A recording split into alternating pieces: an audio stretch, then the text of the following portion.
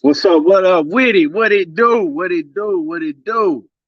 Y'all already know what it is. You tuned in to another episode of Everything Boxing. Jago talking that boxing again.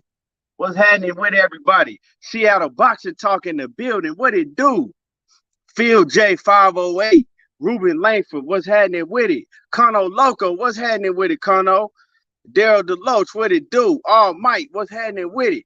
Dwayne Freeman. What's happening with it? Boxing matchups with Dwayne Freeman. My man Randall Bivens in the building. James. Footwork Marcos. What's happening with it? What it do? Omega, Big Omega Red in the building. What's happening with it? Yeah, y'all hit that like button as you come in the building. You already know we finna work today. Hit that like button. Jump in the comments. Let me know y'all in the building. Yeah, hey, boxing is cooking. You know what I'm saying? Boxing is heating up. Sylvester 2011, what's happening with it? Cassandra Mason, the queen, is in the building. Ruben Langford, my man, what's happening with it? Juwan Ramos, what's going down? Stay ready, Boxing TV, what's happening with it, man? Where you been at? Shit, I can't ask you where you been at. Shit, I ain't even been on here.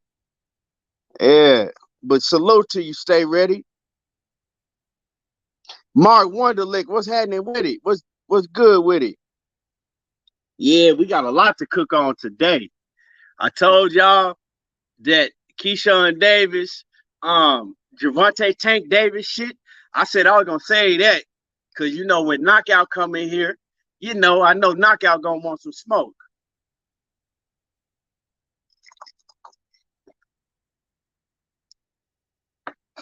Okay, Stay Ready. Got Quentin Randall on tonight. Yes, sir. Stay ready, man. I don't never be getting your notification. Like I don't never get no notification for you. So do me a favor when you just send a text to my phone, you know what I'm saying, when you go on.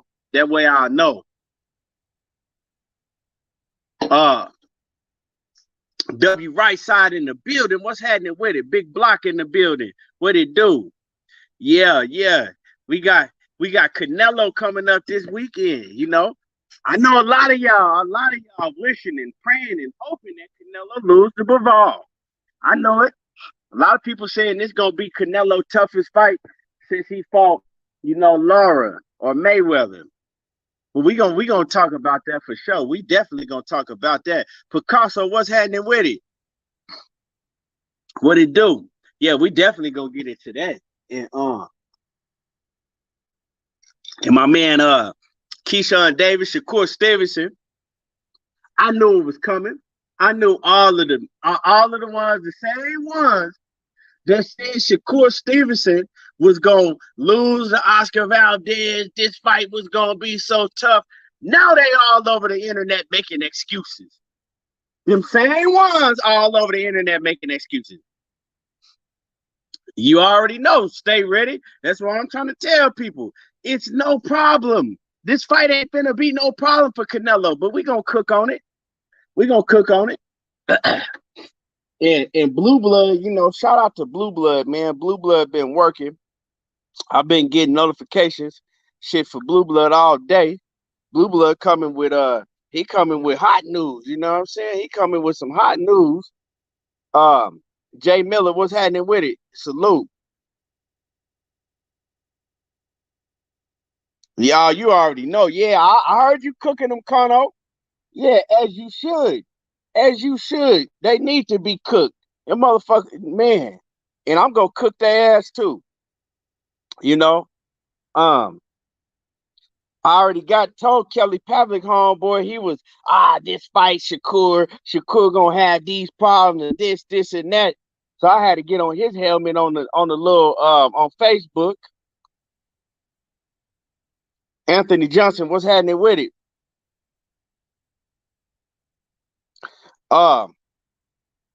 You know, I mean, we knew from the very jump that Oscar Valdez never wanted that fight. We knew that Oscar Valdez knew that he couldn't win that fight. He knew he couldn't beat Shakur Stevenson. You feel me? When you go into a fight already knowing that you can't beat somebody, he lost the fight before he got in the ring. You know what I'm saying? He already had lost before he got in the ring because he knew he couldn't beat him. I mean, shit.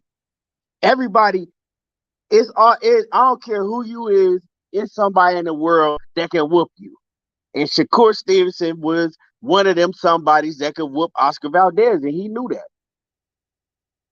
So, I mean, it ain't no, I mean, salute to Oscar Valdez.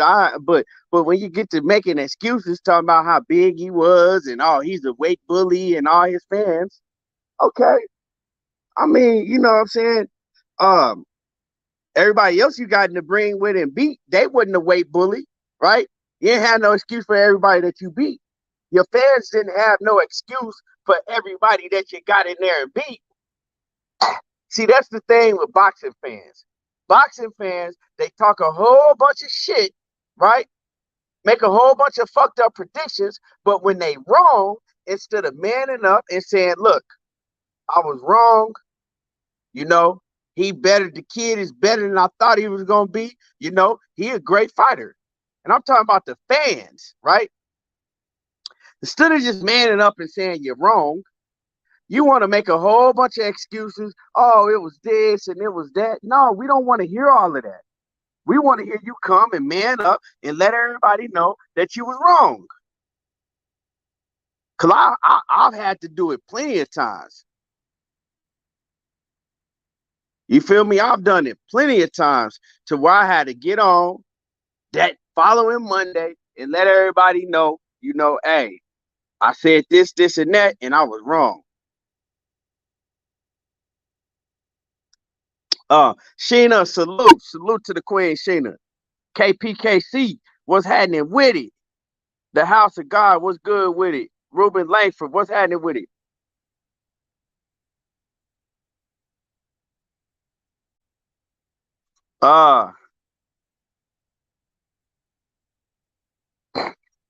Bitch killer boxing. I already know. I don't know what that. You said someone has Shakur's number. Tank, Haney, El Rayo, and Taylor. I don't know what Taylor you talking about, but none of them dudes can beat Shakur Stevenson. I mean, all hell of a fighters. I fuck with Rayo heavy, hell of a fighter. I fuck with Devin Haney. Devin Haney's a hell of a fighter, and I fuck with Tank Davis. All of them dudes can't beat. How you gonna sit up here and talk about they got Shakur's number? Like, you gotta explain that. Like, you can't. You just saying shit that you can't even back up with no type of facts. You know what I'm saying? It's one thing to say, okay, well, I think all of those guys, may beat Shakur Stevenson. But for you to come on here and say, oh, Tank, Haney, El Rayo, and Taylor all have Shakur's number, and that's 100. Ain't shit 100 about that. That shit don't even sound right.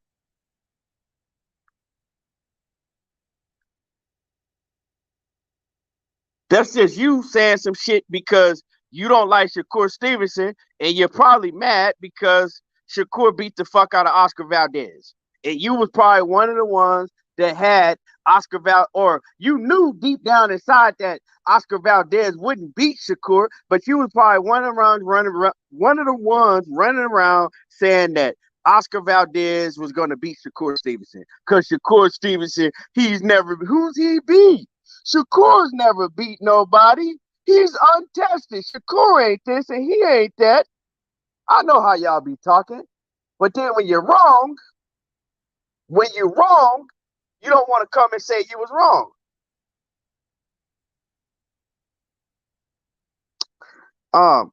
And bro, you asking silly ass questions, man. I don't know why. Why are you asking silly ass questions? Like, you just want some attention that bad, bro? You come in here with a name, bitch killer boxing, and then you come in the chat and you just ask this silly ass shit.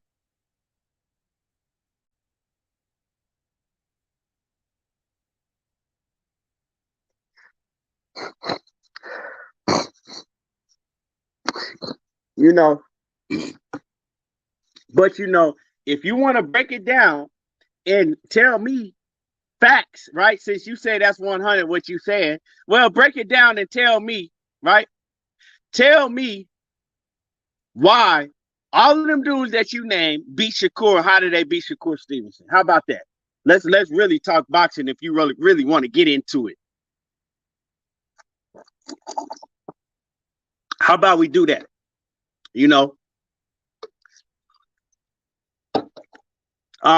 What Jose Diaz was happening with it? SWAT TX. Like Coach say about David Benavidez. I've been saying it from day one. I'm gonna continue to say it, and I'm not finna hold back. I got Shakur over everybody from 135, from 130 to 135. I got Shakur Stevenson over everybody, and that's just what it is. You feel me? That's just what it is. And I'm going to keep saying it. And I'm very confident in that.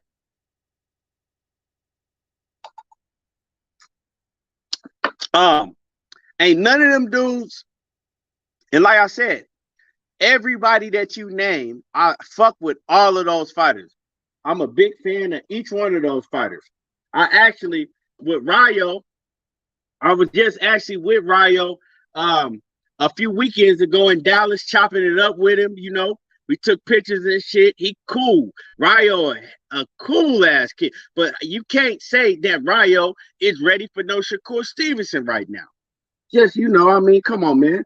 And as far as Gervonta Tank Davis, hell of a talent. Devin Haney, hell of a talent. But I see flaws in both of those fighters. They can't fuck with Shakur Stevenson. Now, they'll give him a great fight. It's not going to be an easy fight for him. But,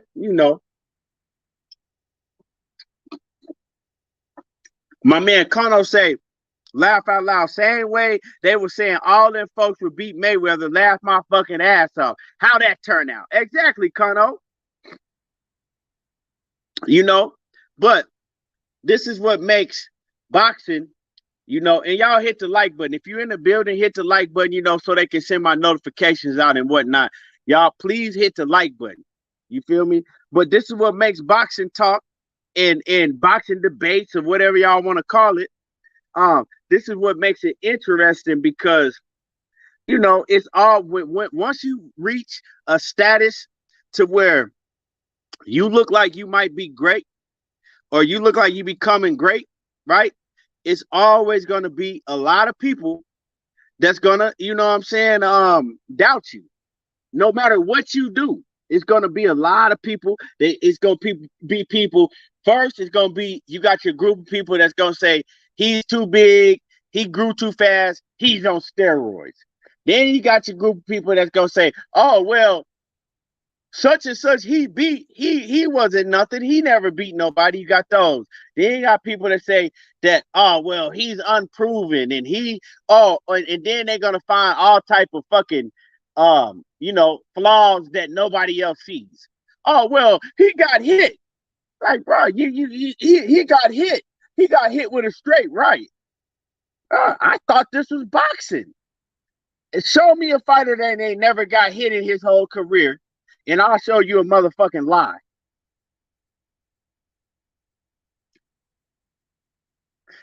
Carlo Loco said, I can't even debate you on this one, bro. Shakur, my favorite fighter. Yeah, man, I'm telling you that Shakur he ain't my favorite fighter, but he's one of my favorite fighters. But I know talent when I see it. And it's like all this, oh man, Shakur got hit with a straight.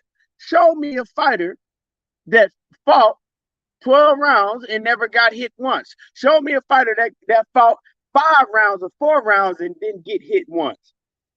And I'll show you a man that's telling you a motherfucking lie. You feel me? Like it's just y'all say silly shit, man. Well, Shakur, he got hit. Man, Oscar Valdez exposed him. Man, if Oscar Valdez can land a straight right, man, imagine what Tank Davis can do. Y'all sound fucking ignorant as hell. Like, how dumb does that sound? Like, come on now. That let me know that y'all think that highly of Shakur Stevenson, that you think that man's supposed to box 12 rounds and not get hit not one time. Like, bro, that shit crazy. Like, the shit that I'm hearing out here is just crazy. It's like, I don't know if to take it as a compliment to where y'all expected that much of Shakur Stevenson to not get hit at all, or y'all just that fucking stupid and think a man is supposed to box 12 rounds and not get hit. I don't know to take it as a compliment towards Shakur Stevenson or just think that y'all just hella ignorant to think that. You know what I'm saying? I don't know, man. Knockout, what's happening with it? And what's happening with it? World Combat. World Combat, man. Y'all was tripping yesterday, man. I just had to step back and let grown men do what grown men do. But at the end of the day, man, we all grown. We grown as a motherfucker. Like, we ain't none of us nowhere near no 20s, and you know what I'm saying? We all grown as fuck. So, man, we just gotta remember, man, at the end of the day, this is boxing. You know what I'm saying? This is boxing. These are professional fighters getting paid, and whether we are getting paid or some of us get paid, some of us don't get paid. But at the end of the day, you know, we just reporting and debating, and we don't need to take this shit so serious to where that shit gets serious, where motherfuckers want to, you know, put hands on each other. Because I've done it before myself. But we got to remember, this shit is a passionate sport, but, you know, all that shit ain't needed, man. We all brothers at the end of the day. My man, Knockout said he unified against a world champion who was undefeated. He deserves all the credit in the world. It's like he said it's like some gave him more credit for beating Herring than beating Valdez when Valdez is better. Exactly, Knockout. You know what I'm saying? Exactly. And see what it is, bro. And see, that's why I respect Knockout, because even though when it comes to Gervonta Tank Davis or even for fighters, you know, I know Knockout, he likes a certain style fighter. So me and Knockout, we might debate over certain things, right? But I respect Knockout because at the end of the day, he gonna keep it 100. You know, and a lot of these cats, they might be huge Gervonta Tank Davis fans. So they think that they have to shit on Shakur Stevenson. Or somebody might be a huge Devin Haney fan. So just because they a huge Devin Haney fan, they gotta discredit Shakur Stevenson or whoever it may be. Just because you a fan of a fighter, another fighter that's around that fighter's weight class or that may fight that fighter down the line, you ain't gotta shit on a fighter to discredit him. You know what I'm saying? And it's crazy because y'all making all of these excuses for Oscar Valdez instead of just saying, hey, Oscar Valdez is a great fighter, but he got beat by a fighter that was greater than him. Simple as that. Move on.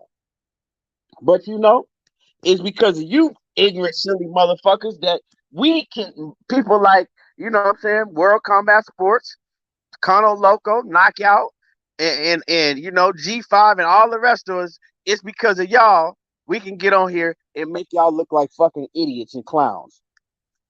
You know what I'm saying?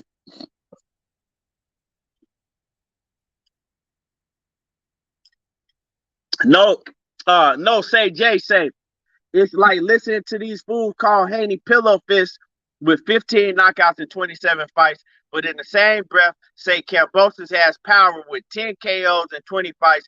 Please make it make sense. And what it is, man.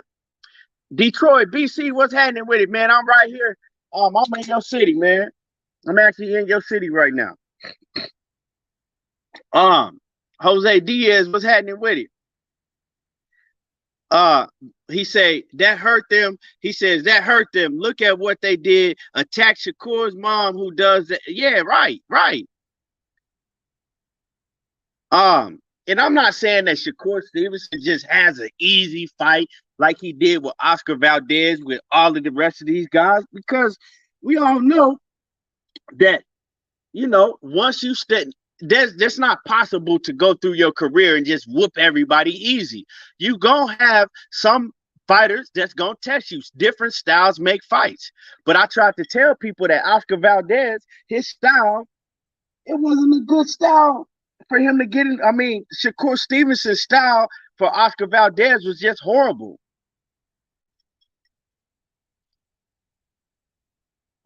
Carlos Gonzalez says 100% Mexican, but he's the better man. But he says he's the best. He's my bad. He says 100% Mexican, but hey, the better man won that night. It is what it is. Yeah. And bruh, I don't see why it's so hard for people to say that shit. The better man won. It is what it is. Move on. Ain't nothing to fucking debate about. Jay Lee, what's happening with it? Bumpy Thompson, what it do? Um, Jose Diaz says Loma no. Nah, Loma can't be. And I'm a huge people that fuck with, that really know me. They know I'm a huge Lomachenko fan. But Lomachenko can't beat Shakur Stevenson now. Lomachenko should have fought Shakur Stevenson maybe if they could have had that fight about 3 years ago. Maybe he probably would have beat him then, but now, nah. Seattle Boxing Talk says that 118 to 100 got them boys in pain. Telling you. My man Dwayne Freeman said Oscar beat two opponents before Shakur that was better than Shakur, but because he couldn't do anything to Shakur, now he was too big. Right, man. All of these excuses is just crazy. Shakur Stevenson, man. I keep telling people that the hardest distance to master is the mid-range distance, right? You see masters that can box on the outside. You see masters that can box on the inside very well, like Errol Spence. You know what I'm saying? He closed the distance on the inside. You pretty much done with. But you rarely see a fighter that can master the mid-range distance, right? Like he does. Andre Ward was another fighter that was very good. He was very good on the inside and mid-range. But Shakur Stevenson, at an early age, he's mastered the mid-range. And that's one of the things that make him so good, along with that he could be right in front of you and you can't hit him. Big head ass Timothy Bradley the whole night. Oh, big right hand by Oscar Valdez. Oh my, Oscar Valdez. Man, Oscar wasn't hitting shit but fucking arm. He was hitting forearm. Like, that's what I'm saying, man. It's like, and I could tell that Timothy Bradley, he wanted Oscar Valdez to put in work and make that shit the toughest fight in the world for Shakur Stevenson. Because every time Oscar Valdez threw a punch, motherfucking goddamn Tim Bradley was acting like he was finna nut on himself. I said, goddamn, this dude ain't even land this shit. You looking at this shit, right? You ringside looking at it. I'm watching this shit on the goddamn fucking Note phone, a Samsung Galaxy Note phone. And I can see that Shakur Stevenson is blocking this shit with his arm, with his forearm, and you sitting there screaming, talking about big right hand and shit. Like, man, this nigga Ingrid is I ain't gonna lie, Bradley almost made me throw my goddamn phone. He was getting on my nerves that whole night. Randall Bivens says Tim sounds like he's chewing gum while he's speaking. Hey, man, he be getting on my damn nerves. No Say Jay says Shakur is a new Ali of the smaller weight class. I would compare Shakur Stevenson more although they don't have the same fighting style. But I would say Shakur Stevenson to me, like a Sweet Pea Pernell Whitaker. He's a Sweet Pea Pernell Whitaker type of fighter. Defense on level fucking 20. You know what I'm saying? Um, and just, a lot of people, oh man, my cousin gonna hit me. Man, he good, but he ain't got no power.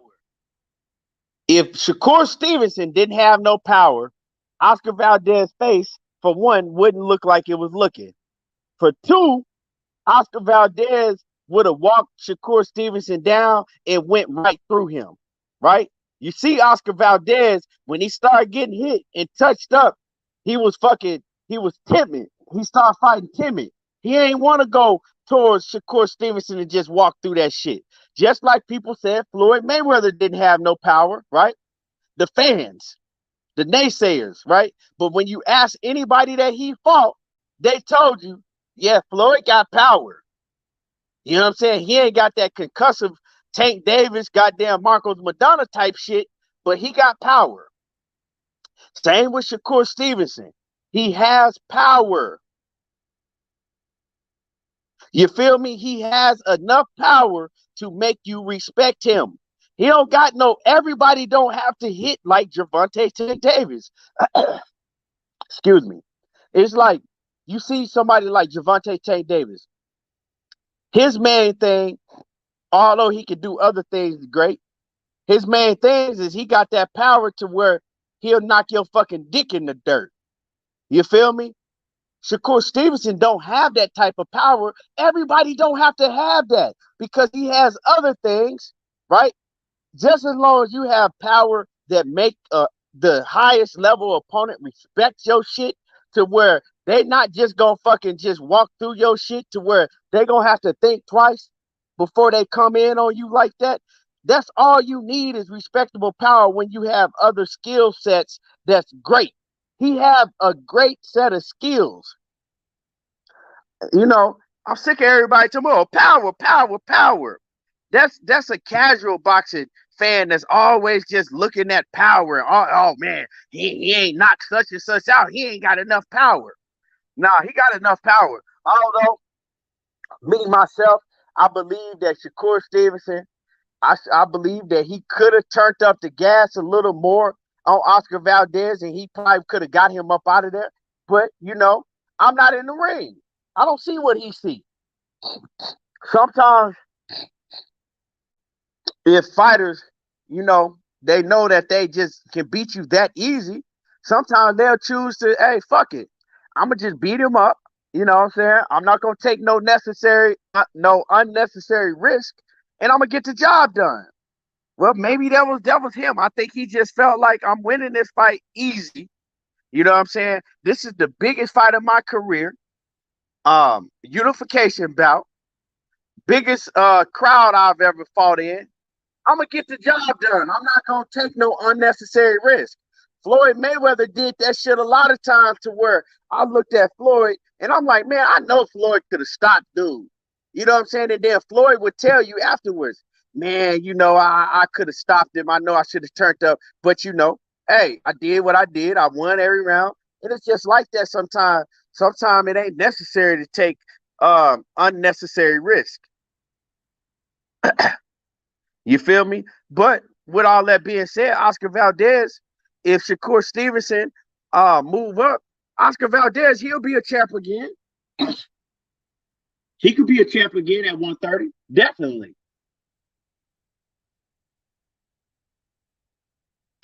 Juwan Romo said Floyd had way more pop and took more risks when he was Shakur age, though.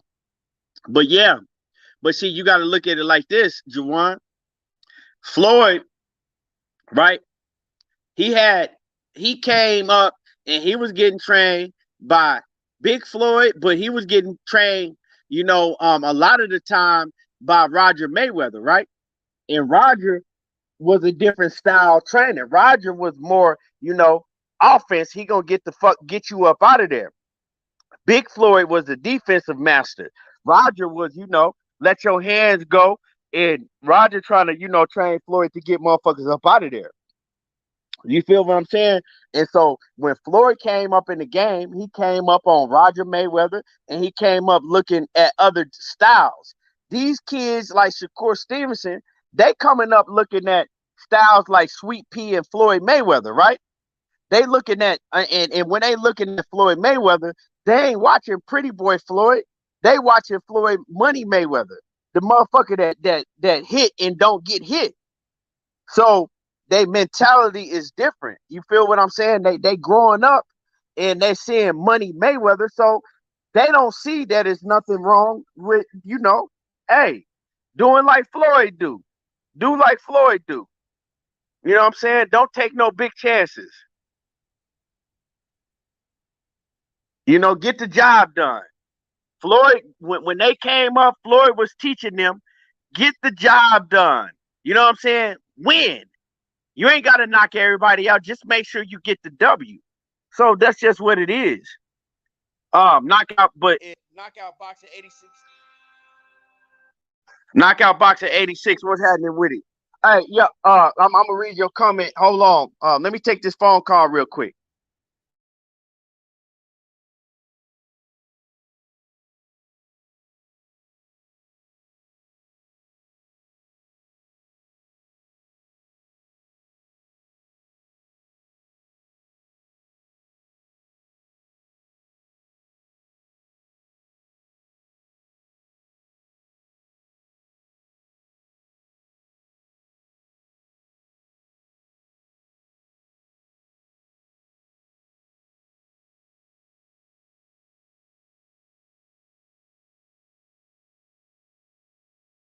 Y'all give me a second. I gotta take a phone call.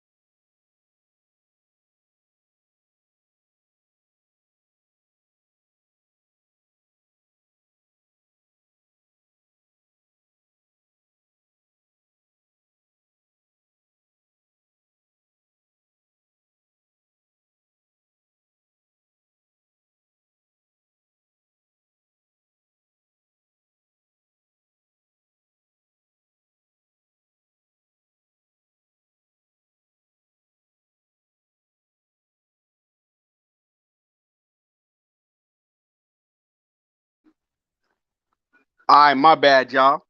My bad. Um, Let me see. Let me read some of these comments. My man Knockout Boxer says Shakur Power is more respectable. He says Shakur Power is more than respectable. When you have his skills, you don't he says you don't need huge power. Hell, if he had more power, it wouldn't be fair. Yeah, that's all I'm saying. You feel me? He has power. You know what I'm saying? You don't see nobody just trying to walk through Shakur's shit. Um and I agree with you 100%, Knockout. Uh, John Blade CCD, he says, I never see I in no CCD channel. So how you a killer of anything? You see me over here where you at. I don't know what the fuck you talking about. That shit don't even make sense to me. And I don't think it should make sense to you. I don't know what the fuck you talking about or who you talking to. Uh, Let me see. Justin Nine says, Keon, what about fight with Colbert versus Valdez? Chris Colbert versus Oscar Valdez. That's a tough fight for both of them fighters. I think that Oscar Valdez got a lot more heart in him than Chris Colbert. I think he got way more dog in him than Chris Colbert. Oscar Valdez, he could win that fight against Chris Colbert if he pressed Chris Colbert, because I know Chris Colbert, he have a hard time with fighters that's gonna be rough with him and press him and be in his fucking face all day. You know what I'm saying? He's slick. He's a good fighter, but that's a winnable fight for Oscar Valdez for sure. For sure, that's a winnable fight for Oscar Valdez. Terrence Sellers, what's happening with it? I think dude want some attention. STE Ray says it's black YouTubers that can't give Hispanic fighters credit when they win. All they talk about is black fighters. I think there's great. He said, I think there's great fighters on both sides, and we shall be happy that. Bro, what in the entire fuck is you talking about? What is you even talking about right now? Like you just motherfuckers just come in here and say dumbass shit. If you're mad that Oscar Valdez lost, just say that you mad that Oscar Valdez lost. You know what I'm saying? Bite your bottom lip, get mad. You feel me? Man, y'all give me 1 second real quick. Hold on real quick.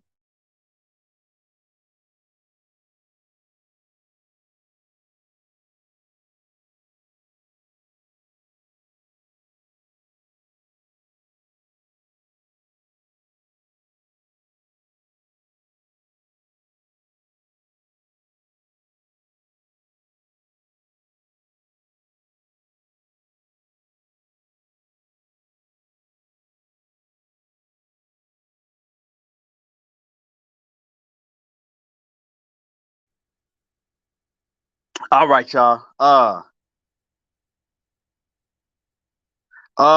Some guy says, what does it say when Stevenson came and fight night when? He says, okay, some guy says, what does it say when Stevenson came in, fight night win in pretty close to 160 and still couldn't put Valdez out? Okay, so this dude said that Stevenson came in weighing 160 pounds fight night, right? Pull it up. But send me a link to where you got that Shakur Stevenson was weighing 160 pounds. Pull it up.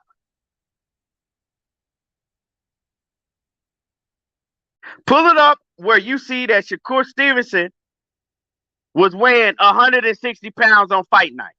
I want you to show me where Shakur Stevenson gained almost 30 pounds overnight. Pull it up. Since you was in the fucking weight room, since you was in the dressing room with Shakur Stevenson when he weighed in the night of the fight, even if he even did weigh in the night of the fight, I want you to send me that link. And if he can't send me that link, don't block him, but time his ass out. I want you to send me the link. I'm gonna give you what time is it right now? I'm gonna give you 3 minutes to drop that fucking link. And if you don't drop that link in 3 minutes, I want somebody to time your ass out since he was weighing that much.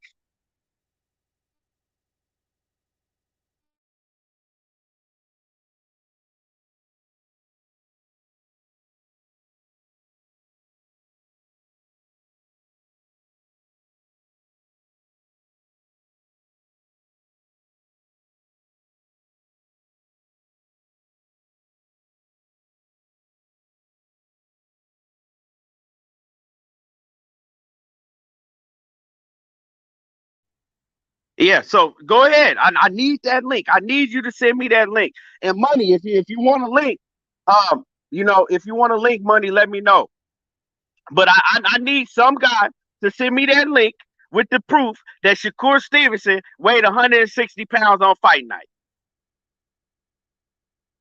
Because now you just coming in here saying dumbass shit, making shit up because you was probably one of the ones running around talking about Oscar Valdez was going to beat Shakur Stevenson. So I need you to, and if he don't send that shit, he got 1 more minute. If he don't send that shit, time his ass out.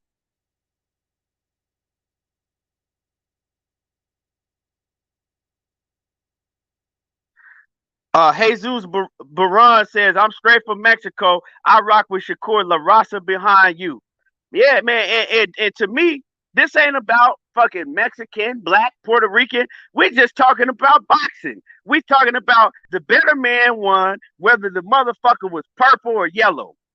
That's just what it is. You know what I'm saying? I don't, if some shit needs to be talked about to where, race need to get involved, I'll address it, but this ain't one of the situations. I haven't been up in here saying, oh, Shakur Stevenson beat Oscar Valdez because he a black fighter or this and that. No, I'm just talking boxing, period.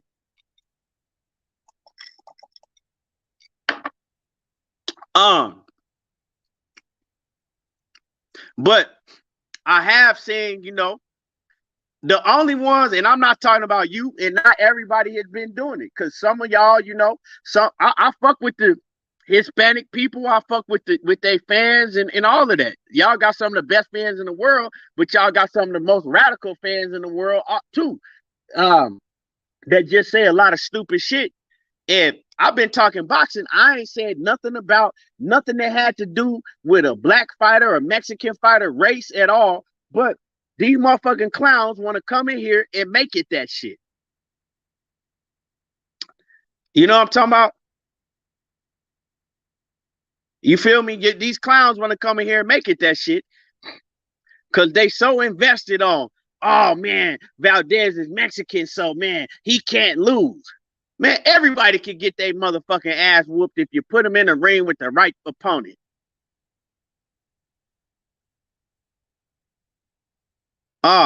Valdez, like I said, is a very good fighter, but he's just not on Shakur Stevenson level. That's what it is.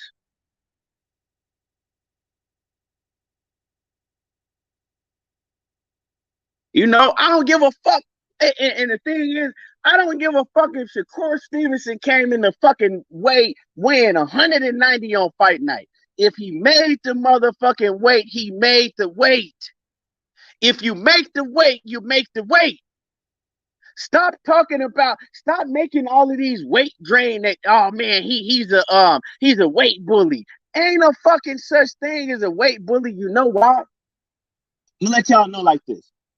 Say I'm fighting and I have to, say I'm fighting and I'm fighting at 130 pounds like Shakur Stevenson, right? But I walk around at 180 pounds. If I have to suck down to 130 from being 180 pounds, who do you think that's gonna benefit? Matter of fact, let me change that. Who you think that's gonna affect more? My opponent or me? Imagine that. If I'm walking around at 180 pounds and gotta suck down to 130, who is that shit gonna affect more? That's why y'all sound fucking stupid as hell. If you a so-called weight bully and you gotta fucking drain all of this weight, you killing yourself. You making yourself weaker, right? You killing your own fucking stamina. You know what I'm saying? You dehydrating yourself. You killing yourself trying to make the weight. That's not making you better in the ring. That's not making you stronger when you get in the ring on fight night. Yeah, you can rehydrate, but you're still gonna be weak. A lot weaker than you would if you were fighting at a weight that was closer to, what you need to be fighting at. So all this, oh wait, if he make the weight, he make the weight. Whether he killing himself or not, that is his problem because that's taken away from his abilities in the ring. You feel me? A lot of y'all talk shit that y'all talk about weight bully and all that. It ain't never been in the ring and ain't never had to cut no weight. D-Lo, what's happening with it? He said, we knew going into Valdez was at a skill disadvantage, and that showed on the fight night, right? World Combat says Shakur made it look educational. Many wanted it to be a Mexican-style fiasco. And then you got, oh, man, he runs. Like, that's when I hear, oh, man, Shakur runs just like Mayweather did. When I hear that type of shit, I know that you don't know boxing. You don't know what the fuck you looking at. These motherfuckers be wanting you to stand right in front of them. Like, they call it running. Unless you stand right in front of them and go fucking toe to toe and swing it out with no head movement, no lateral movement, none of that shit, right? You're running. That shit crazy to me. You know what I'm saying? That shit crazy to me.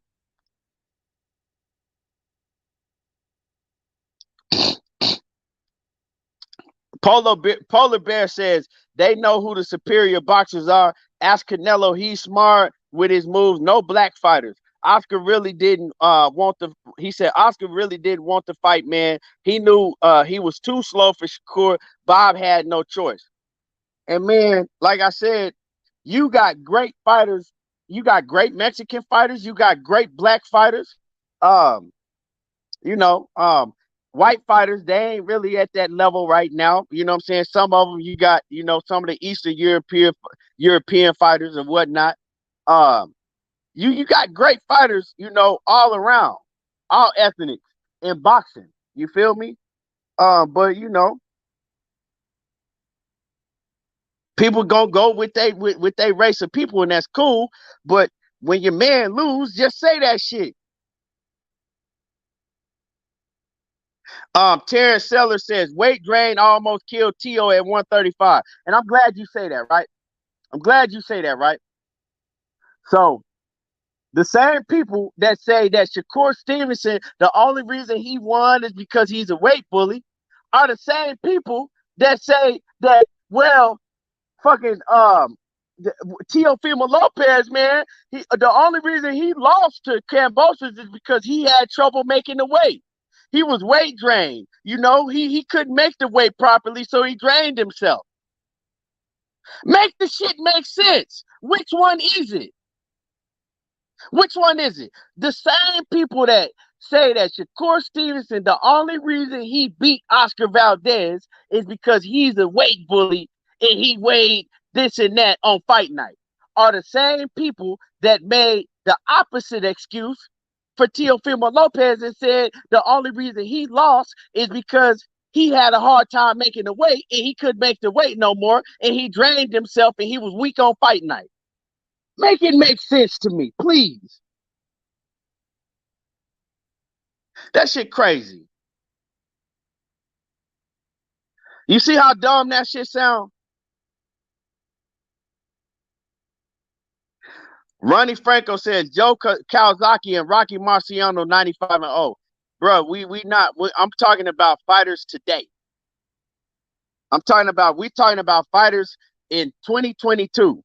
I'm not talking about no Joe Kawasaki and I'm not talking about Rocky Marciano. We're talking about today. You know, it's been great fighters of all ethnicity throughout, you know what I'm saying, throughout boxing. You feel me? That's just what it is. Yeah. So, you know, I mean, that's why I get into that shit when it's necessary. I'll get into that shit when it's necessary. But like I said, this Oscar Valdez and Shakur Stevenson, that shit wasn't necessary. He won because he was better. Period. That's it. You know what I'm saying? Kevin Wells says boxing is about hitting and not be hit. Yeah.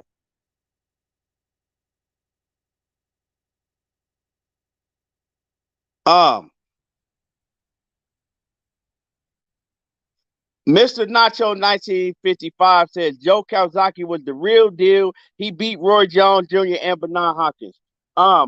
Joe Kawasaki, he was the real deal, right? Since we want to go there, Joe Kawasaki, he was the real deal. Yeah, he was a good, real good fighter. It wasn't nothing great about it. He was good. It wasn't great. Joe Kawasaki beat Roy Jones when Roy Jones was washed up, fresh off spin cycle. I got you. I got you, money. Joe Kawasaki beat Roy Jones when Roy Jones was washed up, fresh off spin cycle. You feel me? He was old already, way past his prime. And then when he beat Bernard Hopkins was already past his prime. Even though Bernard Hopkins fought till he was like 50-something, Joe Calzaghe would have got the brakes beat off of him with a prime Roy Jones. You feel me? As far as Bernard Hopkins, I was never a big Bernard Hopkins fan. You know what I'm saying? I was never too big on Bernard Hopkins. So, Bernard Hopkins, he said what he said, that he'll never get his ass beat by a white boy, and Joe Calzaghe made him eat them words. But at the end of the day, I mean, Joe Calzaghe, I like the Joe. I was a Joe Calzaghe fan, but he ain't really never beat nobody in their prime like that. Joe Calzaghe wouldn't beat nobody in their prime. Matthew Martinez, yeah, man, I seen my man Blue Blood talk about that. And let me send Money Brown this link. Let me send Money this link real quick. Y'all give me 1 second while I send Money this link.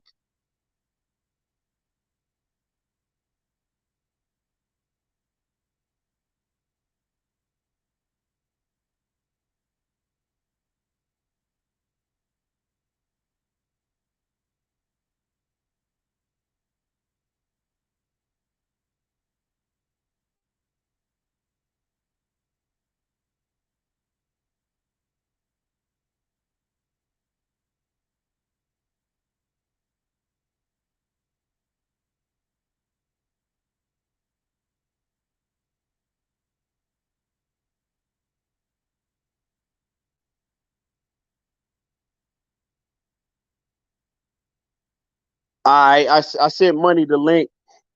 My man Truly Israel, man, I appreciate you in that super chat. He says, you know what I noticed about Canelo fans? They never talk about Lara. Yeah, right. He says they never talk about Lara, or whenever they saw a Canelo highlight reel, they don't even put him in there. Yeah, that is right. You know what I'm saying? That is right. But to me, Lara, I don't like. To me, I had Lara edge in that fight. It was a close fight. It wasn't a robbery, but it was a close fight, and I had Lara winning that fight. But at the end of the day, man, getting beat by Lara, that ain't nothing. Ain't nothing wrong with getting beat by Lara. It's nothing. But Lara was one of the best fighters in the world. I don't give a fuck where they had him on the pound for pound list, right? You got to think who Lara beat the shit. I'm talking about dog. My man, Paul Williams, right? Lara beat everybody he had been in the ring with. Whether they gave him a win for it or not, Lara beat everybody that he had been in the ring with leading up to that Canelo fight. Lara was one of the top pound for pound fighters in the world at that point in time. In his prime, pound for pound, none of them dudes was fucking with Lara at the time. You feel me? At 154 pounds at that time, none of them dudes was fucking with Lara. None of them.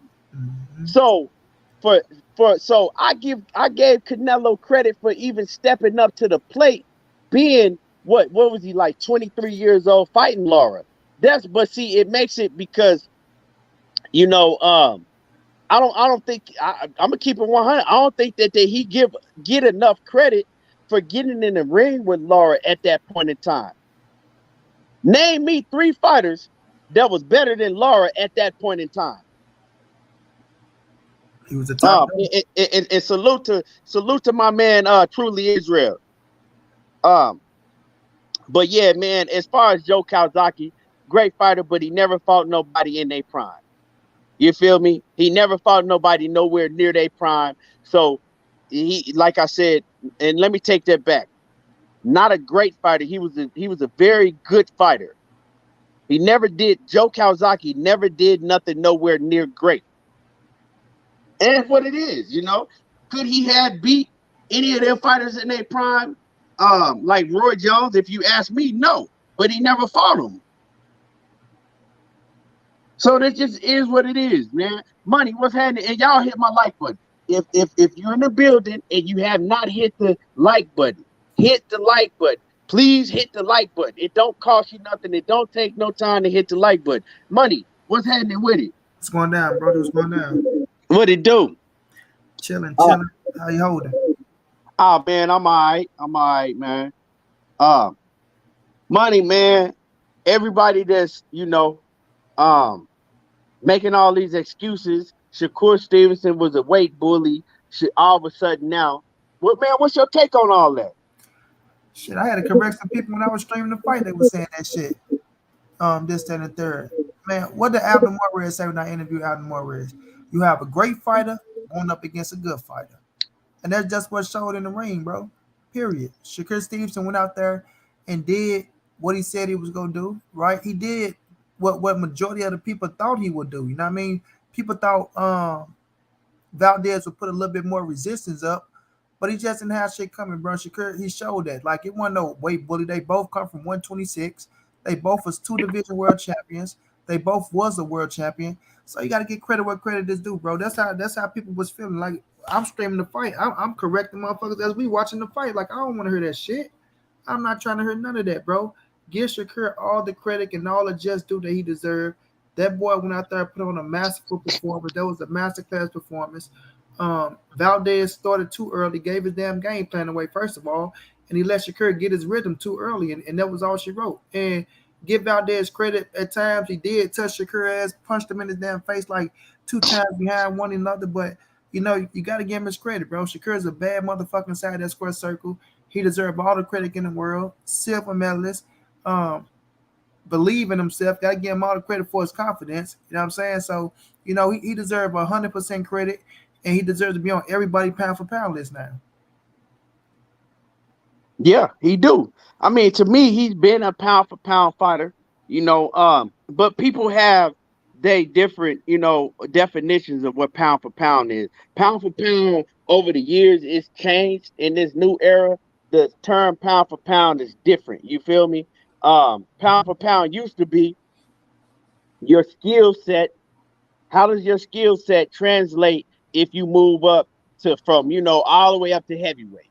You know what I'm saying? How does your skill set, the skills that you have? Now pound for pound is more so, okay, your accomplishments and who have you beat. So, Right. Let me say this, Key. Hey, Justin, get off my dick and tell your woman to get on it, man. Get the fuck out of here. If you ain't watching my videos, don't come here saying shit what Monty Brown said. Get your little punk ass on somewhere. Hey, man, it's a comment I wanted to address.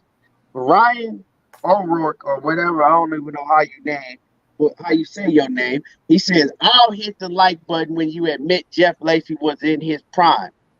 Now, first of all, I don't need you to hit the motherfucking like button, because if you in here and you ain't hit the like button, I got something for you anyway, right? I'm going to block your ass, and then we going to talk about Jeff Lacy. Who the fuck Jeff Lacy beat? What the fuck did Jeff Lacy ever do in his career? Nothing. So that let me know how much you know about boxing, coming in here talking about some motherfucking Jeff Lacy, right? And we'll move on from that.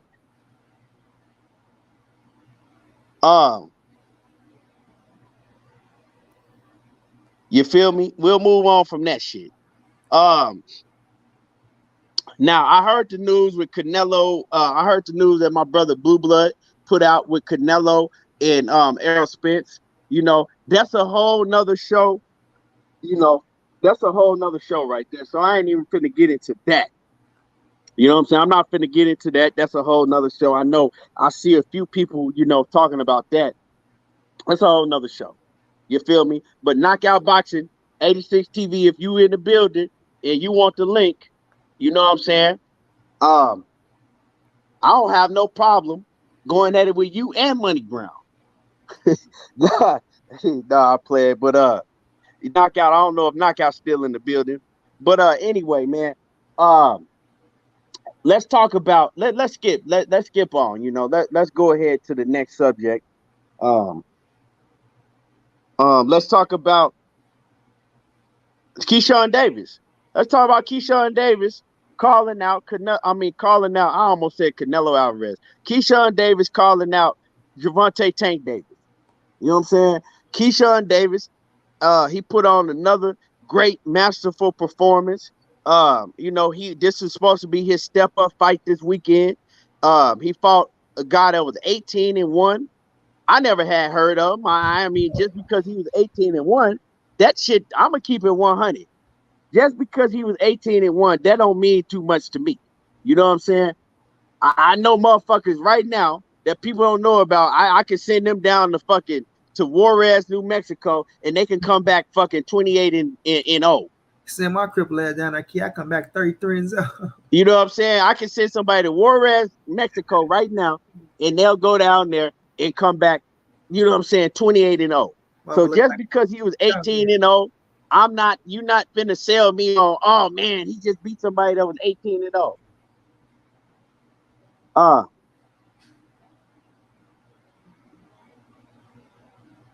So I mean, but Keyshawn Davis, as far as him and his skills, he's a hell of a fighter. A hell of a fighter. You can see that. You know what I'm saying? You don't become an Olympic silver medalist for no reason. You know what I'm saying? You don't have Shakur Stevenson telling everybody, and Shakur was telling y'all years ago that Keyshawn Davis is the toughest opponent that he's been in the ring with ever sparring. And Shakur been in there with the best of the best. He been in there with Terrence Crawford. He been in there with Vasil Lomachenko. He done been in there with Devin Haney. He done been in there with Boots. He also said that about Boots too. He actually said that Keyshawn Davis and Jerron Boots Ennis is the two fighters that are the best that he's ever been in there sparring with. The toughest sparring that he's ever had, right? Even though Shakur's smaller than both of them, that still says volumes. Like, that still say a whole lot. You feel me? So,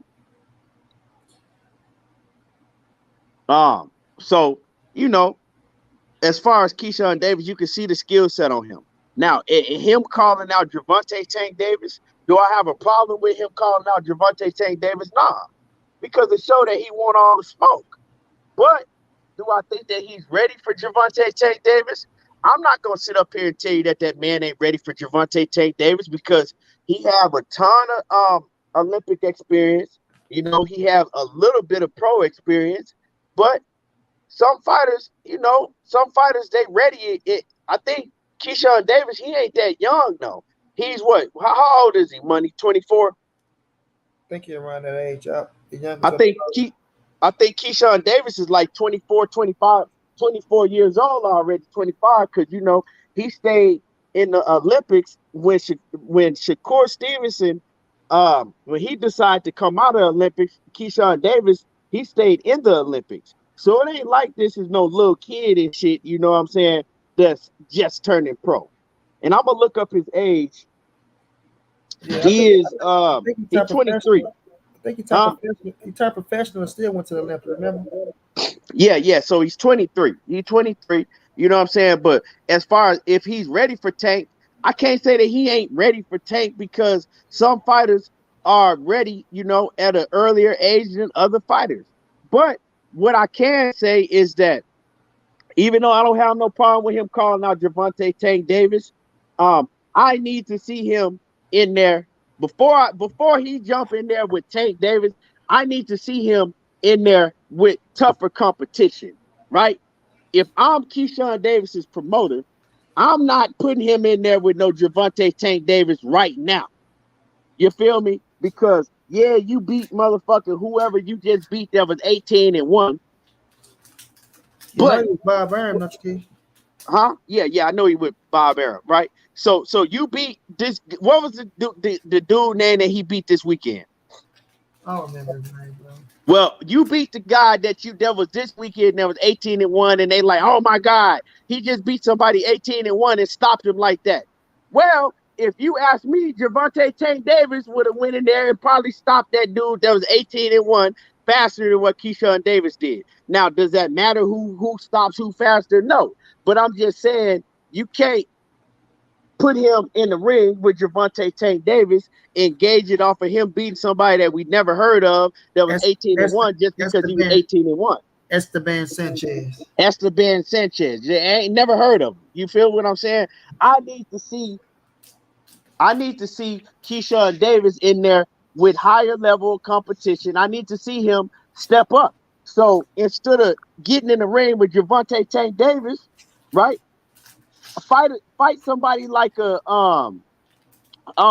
what's his name? My man Joseph Diaz. I need to see him in there with a JoJo Diaz.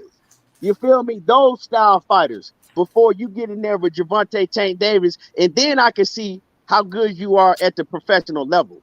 Cause I know I know he's gonna be a great fighter. You can see it in him. But as far as just him getting in the ring with Gervonta Tank Davis, nah. You got to do a little bit more than fighting the 18-1 Esteban Sanchez. Um, to me, you feel me? But I don't have no problem with him calling out Tank Davis because that shows me that he has confidence in himself, that he can fight the best of the best, and that he's able to beat the best of the best in himself. So yeah, I don't have no problem with it, but he needs to show me more before I start wanting to see him in the ring with Gervonta Tank Davis. I don't want to see that right now. Money, you go ahead and cook on that.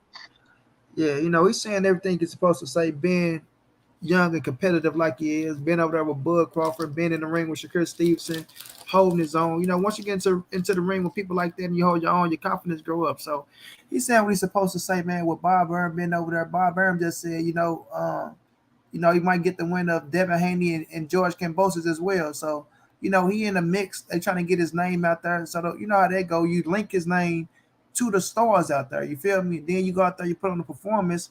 It only helps you in the long run. You feel me? It only helps you in the long run. So, that's what Bob Burnham do. I ain't gonna say that he can market the black fighters to the maximum, because we see what happened with Terrence Crawford and shit like that. But they try to do their job to market him better and get his name out there, him being a silver medalist and things of that nature, knowing the skill set that Keyshawn Davis possessed and his attitude. And like you say, Key, we can't say that he's not ready for Tank because he feel like he's ready for Tank. Doesn't mean the fight is going to happen, right? Doesn't mean the fight will happen. Of course, Tank will say he's a young bull. He need to get his weight up. He haven't done shit this, that, and the third. But, you put yourself in that position and you link your name. That's all boxing is. Link your name to the hottest motherfucker out there and see if you can snatch some buzz off of it. You know what I mean? At the same time, as long as you're going out there putting on a performance like you're supposed to do, you can benefit from it. You know what I mean? So the difference is, do he really mean the shit? Do you really want the fight? Do you really feel like you can beat Gervonta Tank Davis? And I'll say yes to all three of those. I do think Keyshawn Davis want to fight Tank Davis. I do think Keyshawn Davis feel like he can beat Tank, right? And Bob Burnham gonna try to do the best they can do to try to push him towards that direction. Like I say, even though it ain't happening, so y'all don't get to running and crying and all that shit, even though it's not happening, right? To try to push him towards that direction to get the big fights like Gervonta Tank Davis and the winner Devin Haney and George Kambosos and things of that nature, right? So that's what they're supposed to do. So at the end of the day, right, as long as he keep going out there performing, doing what he's doing, getting better, like you say, keep put him in there with better competition, because ain't no way in hell you in a 6th round and an 8th rounder, and they could just throw you in a 12-round fight with a motherfucker like Tank, So we all know the marketing plan that goes on in the boxing game, and it's just part of the beast. I never knock nobody for calling out nobody, because they really do want to fight them, even though they know they're not gonna get the fight. But shit, put it out there, let them know this is who I want. Earl Spence came out like that. He wanted every goddamn body, So you got to put it out there. You feel me? So I'm not mad at him at all.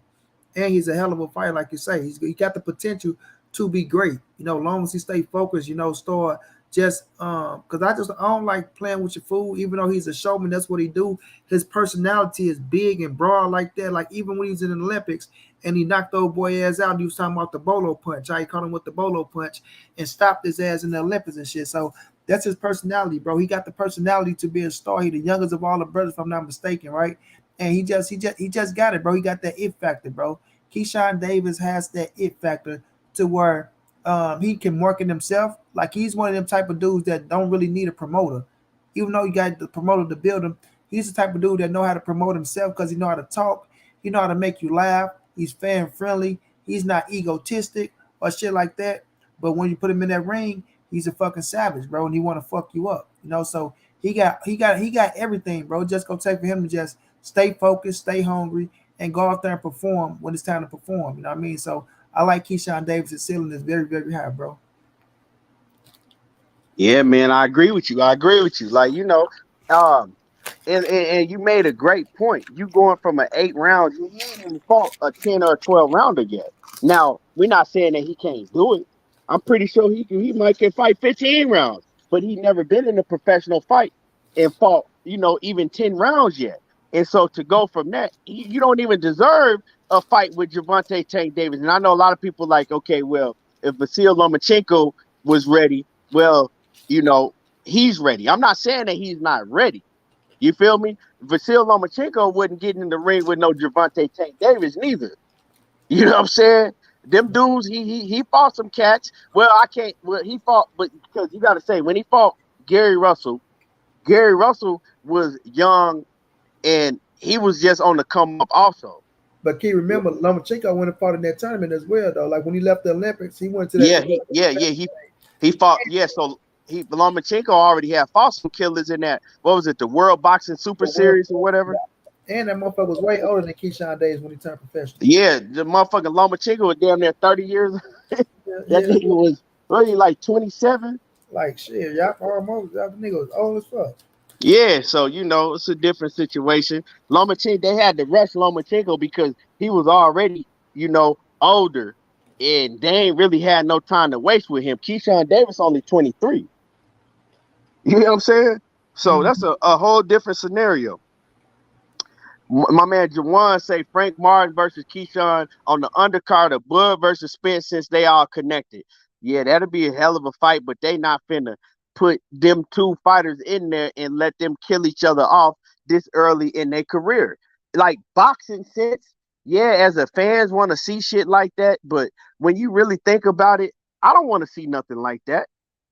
Why you want to let them dudes, because now we know boxing is different than what it was when I was coming up, watching boxing in the 80s, the 90s, you know what I'm saying, and all of that shit.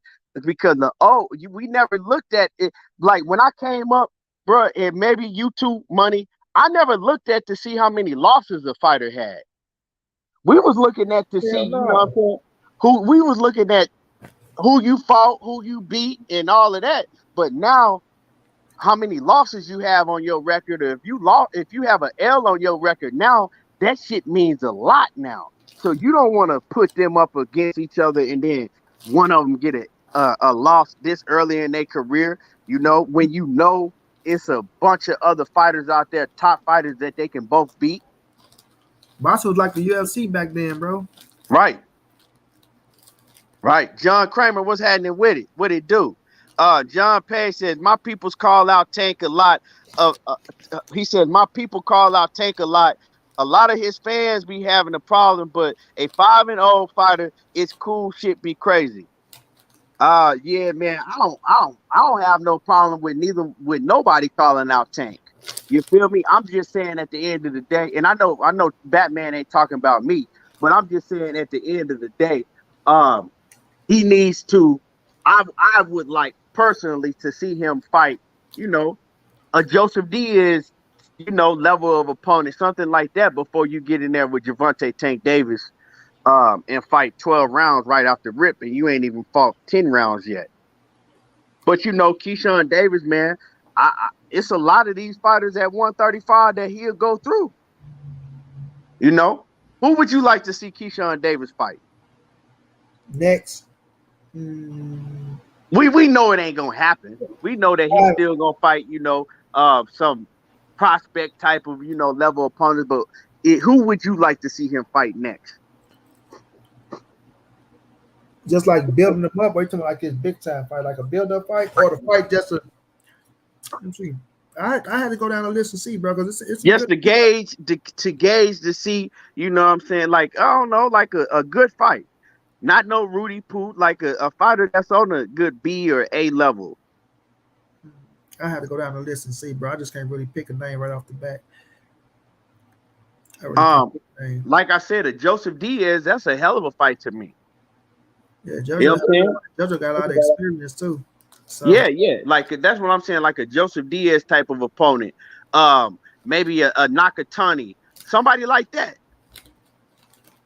You know what I'm saying? Somebody like that, a Nakatani, a Joseph Diaz.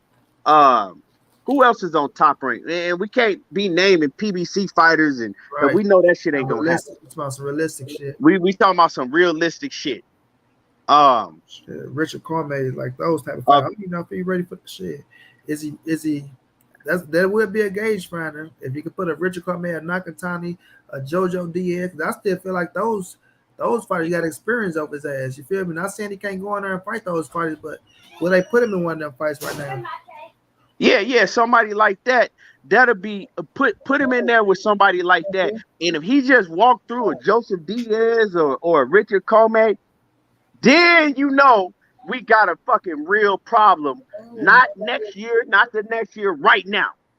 Then if he go and rock through one of them like that, then I want to hear him call out a motherfucking Gervonta Tank Davis, and that shit gotta be real.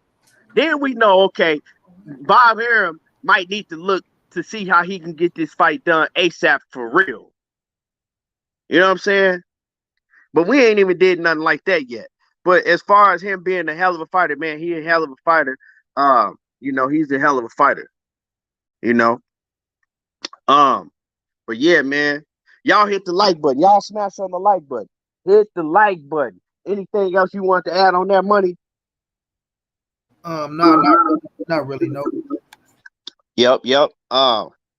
So yeah, man. I wanna talk about this Canelo Alvarez shit too, man. I hear a lot of people now, they going around, they saying that Bivol is gonna be the toughest fight for Canelo Alvarez since a Floyd Mayweather or Lara. They think that this, I don't know, man. Bivol, man, he could beat Canelo. I heard people talking about that, they don't think that Bivol is that Canelo can hurt Bivol like he been hurting the rest of the opponents. You know what I'm saying? Because Bivol is big. They talking about how skilled Bivol is. And, they think that this is going to be a very tough fight, in a fight that Canelo could possibly lose. A lot of people thinking that this is a fight that Canelo can possibly lose, right? Now, I say this. I say some people really do think that. And I say the other people that's saying that shit, it's kind of like half and half. You got half that really think that, okay, well, because Bivol is at 175 and he's a technical fighter, he's going to present problems for Canelo Alvarez, right? They really believe that. But then you got the other half of the people, they don't believe that shit. They just saying the shit because everybody that Canelo fight, they say the same shit, right? Everybody, they saying the same shit, right? They make some fucking case that this gonna be a tough fight for Canelo. And well, I ain't gonna say everybody because he didn't fought some pure bombs that everybody knew he gonna walk through. But I'm gonna say, like, I heard people saying the same shit when he was gonna fight Billy Joe. I heard people saying the same shit, and I was one of them saying it when he fought Caleb Plant, right? So a lot of people just say this shit because they want to see Canelo lose so bad. Like, right? They looking at it and they blinded. They want to see Canelo lose so bad. They're going to make a case for anybody that he get in the ring with, unless it's a bomb like Abner Yildirim or fucking Rocky Fieldhand. They're going to make a case to why Canelo might lose because they want him to lose so motherfucking bad. That's just the truth. Some of y'all want the man to lose so motherfucking bad that y'all making the case that this fight is going to be so tough for Canelo. But I disagree. You know what I'm saying? I disagree. Because I've never been high on Bivol. I just ain't. And Money will tell y'all, I'm not just saying this shit right now. I've never been too high on Bivol. I've always said that Bivol is a good fighter. He ain't a great fighter. Ain't nothing great about Bivol. You know what I'm saying? Like, he's just not. He's good. He's cool. He don't do nothing great. To me, he's a straight up and down fighter. He got a good 1-2. He's he got a good 1-2. He got respectable power. He don't got, just devastating power. He don't got good enough power to hurt Canelo Alvarez. He don't. Canelo been in there with much bigger punchers. He been in there with much more skillful fighters than Bivol. Just because Bivol is a 175-pounder, that shit don't really mean too much to me. You see what I'm saying? Canelo has showed that he can fight well at 175. You know what I'm saying? He come in big. He showed that he has power that's going to translate up to 175 pounds. He showed that he has a skill set that's going to translate. Um, I don't think that this fight is going to be a big problem like all of y'all are saying. Bivol is not a big 175 pounder in the first place. Bivol is a small fighter, um, a small 175 pounder. Bivol could easily fight at 168. He could. He could easily fight at 168. Why he don't fight at 168, I don't know. I don't run that man career. He chose to fight at 175, but he's not a big 168. I mean, my bad. He's not a big 175 pounder. Um, and it's just he's not a huge puncher where he gonna fucking cause Canelo a lot of fucking danger and be a big threat to Canelo. You know what I'm saying? He's not the type of fighter that's gonna walk Canelo down and put that pressure on him and make him have to fight off his back foot and make him have to, he don't do all of that. You know what I'm saying? I've seen Bivol all of his fights, and I've seen his last two fights, and he fighting fighters that's not even nowhere near the level of Canelo, and he had problems with Craig Richards, a domestic UK level fighter. A lot of problems with Craig Richards. You know what I'm saying? Craig Richards gave him hell. And to me, Craig Richards ain't near on the level of a Canelo Alvarez. Um, the fighter that he fought last, I don't remember his name. Yeah, he beat him every round, but he didn't look impressive doing it. And to me, I just don't see him causing Canelo all of these problems that y'all seeing. I think could be, it could be a nip and tuck close fight for the first 4 rounds. But when Canelo want to turn it up on this dude, he gonna turn it up on him. Now, I'm not predicting Canelo to knock out Bivol because I've never seen Bivol get stopped. But I'm predicting Canelo to win and win clearly, unanimously. Y'all could keep wishing that Bivol beats Canelo. Everybody a big ass Bivol fan all of a sudden. Come on, man. Nobody was talking about Bivol before Canelo took this fight. I ain't, I'm not finna put more on Bivol than that's needed. And then people, a lot of people that a lot of these fighters that come in and they putting a whole bunch of emphasis on Bivol and this and that. They doing that shit to make Canelo look bigger than what he is. I just think that Canelo gonna go in there and he's much better than Bivol, and he gonna show it. You feel me? And Southpaw 77 TV, you know what I'm saying? You a bitch, and everything you stand for, you know what I'm saying, is a bitch. But let's move on. Zenith 360 says most people don't believe Canelo gonna lose. He says people making the case that this fight is tough are his fans, so he gets a lot of credit. If anyone was worried, his next two fights wouldn't be locked in. And salute to my man Zenith 360. Salute, always coming through showing love, man. Um, like I said, I'm even straight down the middle when it comes to Canelo. You feel what I'm saying? I'm gonna give him his credit when credit is due. If I don't like some shit that he do, I'm gonna let y'all know. I don't have no problem with him fighting Bivol. I think this is a good fight for him to take at 175 because Bivol is a champion. He is a real champion. You know what I'm saying? He ain't no paper champion. He ain't no regular champion. He's a real champion. And I'm gonna give him his credit when he beat Bivol. But I just don't. I can't lie and say that I think that Bivol is this, and that, because I don't. I'm gonna keep the same energy that I've always kept about Bivol. OTB says he doesn't win, but he doesn't get stopped, and he has some success. I think that he does. I mean, it just depends what you call a success, because a lot of us, if you land a punch on Canelo or you win you know what I'm saying, or have a competitive round or 2 or 3. Oh man, they had a lot of success. Like a lot of people say that Caleb Plant had a lot of success. I didn't see that Caleb Plant had no success. You know what I'm saying? I saw that, Canelo was basically just breaking him down over the rounds. It just depends what y'all call success. But money, I've been running my mouth long enough, man. I'm gonna pass it off to you. Oh, it's all good. It's the Keyshawn show, baby. But the situation with Dimitri Bivol is this. It's like you say, a lot of people that don't like Canelo Alvarez, they pretend to be fans. They want to see him lose, and just so happen Bivol do some shit that can shock the world. They go run it up and make it as if, oh man, we told y'all, and we said this, and we said that, and then you got a lot of people. I'm live, Chris. I'm on my show. Then, for us, the ones who say that,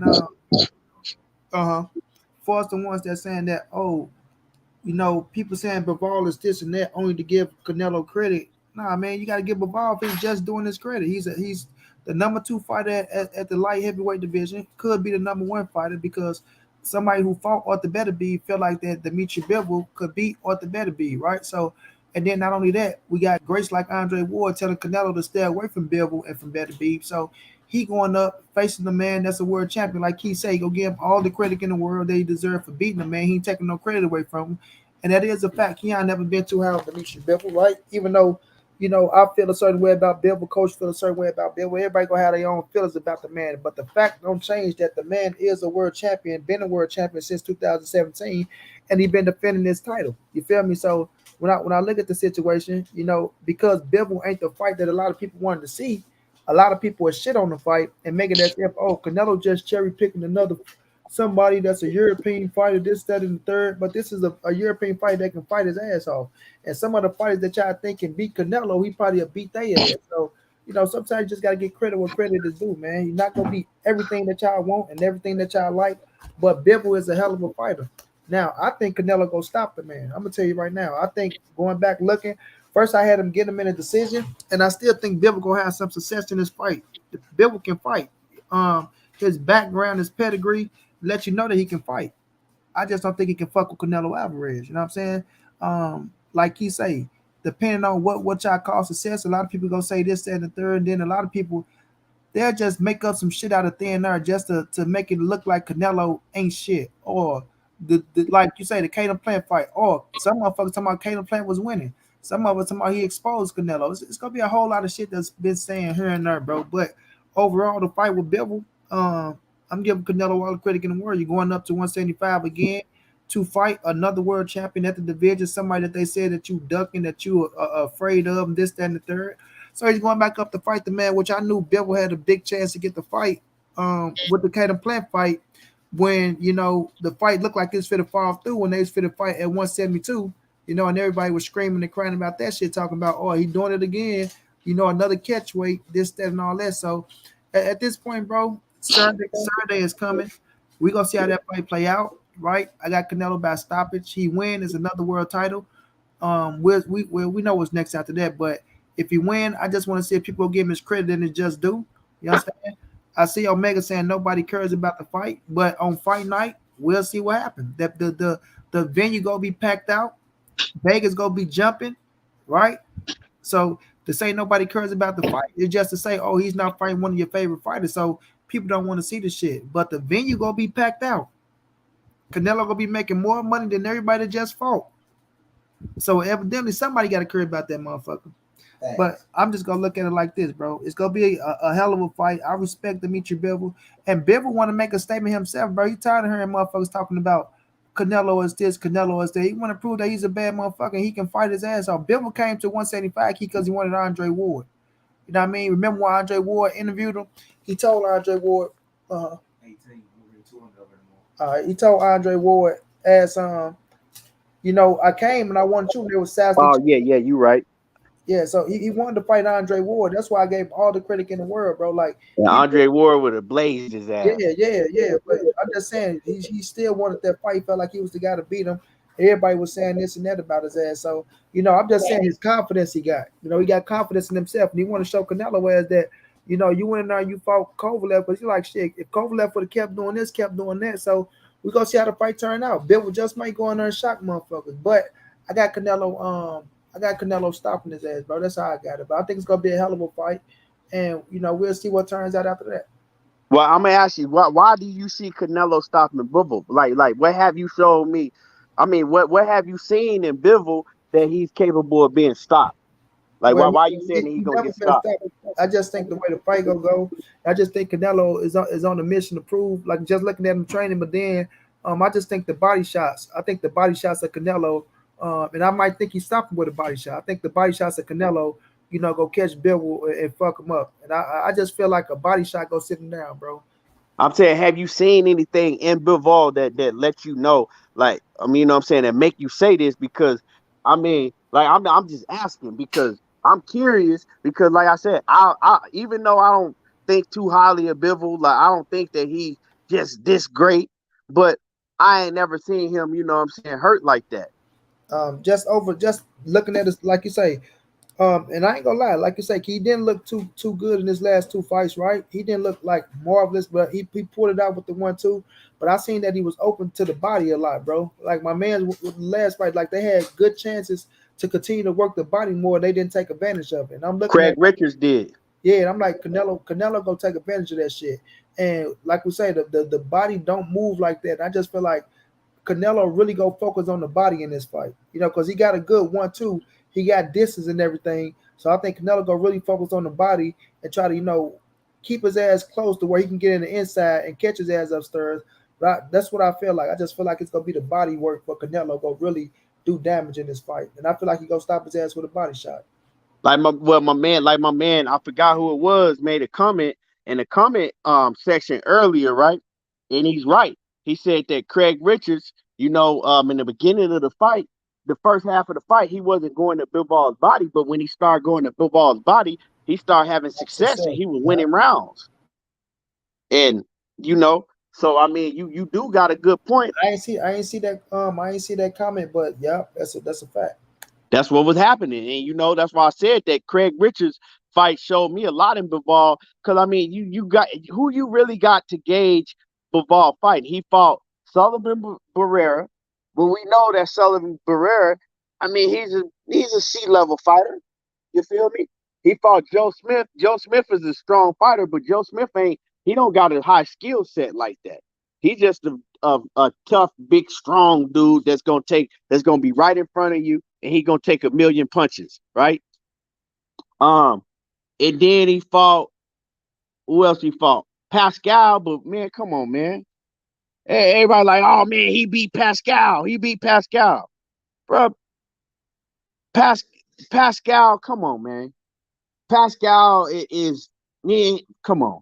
Like I said, if y'all think that Pascal is an A+ level fighter, come man, he's cool. He a cool fighter. He ain't on that level. Pascal never been on that level. He could never beat the best. Like Pascal was always a fighter. Like you know, he could never beat the best. He can't beat them A-level fighters. Never could. And then the motherfucker was on steroids. Um. So you know, he just not. He haven't proved to me from what I've seen throughout his whole career. He ain't proved to me. For me to be saying what y'all saying about Bivol. He all right. He cool. But we'll see. Like I said, we will see. We got, you know, Saturday is gonna be here soon, and we're gonna see. And coach, you know, coach been talking this coach, he kind of changed his shit up. I wish coach was in here. Cause I remember months ago he was telling me and talking all type of shit, telling me that Bivol was gonna beat Canelo. Now he's telling me that Bivol, you know, is gonna give Canelo a tough fight, but he ain't saying he gonna beat him. Now that the fight is here. Um, let me see. E Money 725 Sullivan is C-level. Hell yeah, he is C-level fighter. You know. But anyway, I can't, you know, I mean, I'm not super excited about the fight. This ain't a fight that I'm like, man, I can't wait. But you know, I'm looking forward to watching the fight, you know, just to shut some people up, to just so I could say, I told y'all so. I told y'all that Bivol wasn't all of that. And I want people to keep the same energy. So everybody that's saying, oh man, Bivol is this and when Canelo run through his ass, don't be making excuses and shit. Don't switch up. Joshua Riley says, I'll be watching the NBA playoffs. Well, I mean, that's cool. I'm a boxing, head. So, man, I'm a boxing head. But Money, what else you got on this? I'm with you, Keith. It's a hell of a fight. It's competitive, right? It's the best versus the best. When people say they want to see the best versus the best, because people cannot say that Dimitri Bivol ain't one of the best fighters. You know what I'm saying? So it's the best versus the best. Canelo fighting another undefeated fighter, right? So it's gonna be competitive, and everybody gonna feel the way they feel about the shit, bro. I ain't here to change no motherfucking mind about nothing. People gonna feel how they feel about the fight. I just know come Saturday, it's gonna be a Canelo night. It's gonna be a hell of a fight. Motherfuckers talk about it, but y'all ass gonna be glued to the television to see what happened. You know what I'm saying? So at the end of the day, it's boxing. The undercard ain't too hot. I ain't feeling the undercard like that. I was liking the heavyweight fight, but that motherfucker off now. But then we got Montana Love on there. I think that's the next best thing. But the undercard ain't too hot like that. But for us, the Canelo and Bivol fight, I like it. It's competitive. We can see what Canelo can do at the bigger weight. Like you say, he ain't the biggest light heavyweight in the world, but the thing is, he is a light heavyweight. He been up there campaigning, for a while. So it's gonna be a little challenge, but we'll see how it turn out. It's gonna be interesting for like you say, Key, probably 4 to 5 rounds. But I think after 4 to 5, maybe even 6, I think Canelo start timing his ass and start beating the shit out of him. That's how I look at it. Yeah. Me too, man. I said the same shit.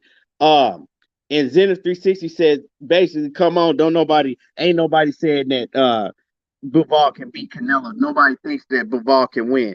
I've seen a whole bunch of people say that Bivol is gonna win this fight. I don't know what you talking about. I don't know what you seen, but I know I've seen a lot of people saying that Bivol can win. I've seen a lot of people say that Bivol can win. What have you seen, Money? I got some people. Oh, this is my name, Keon.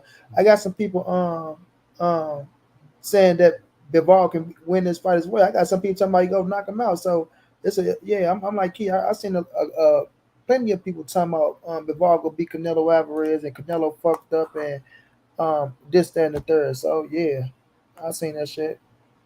Yeah, and as far as Montana Love, real quick, man, I know he got that little contract over there with the zone, but man, they need to put him in there with some. They need to put him in there with some competition, man.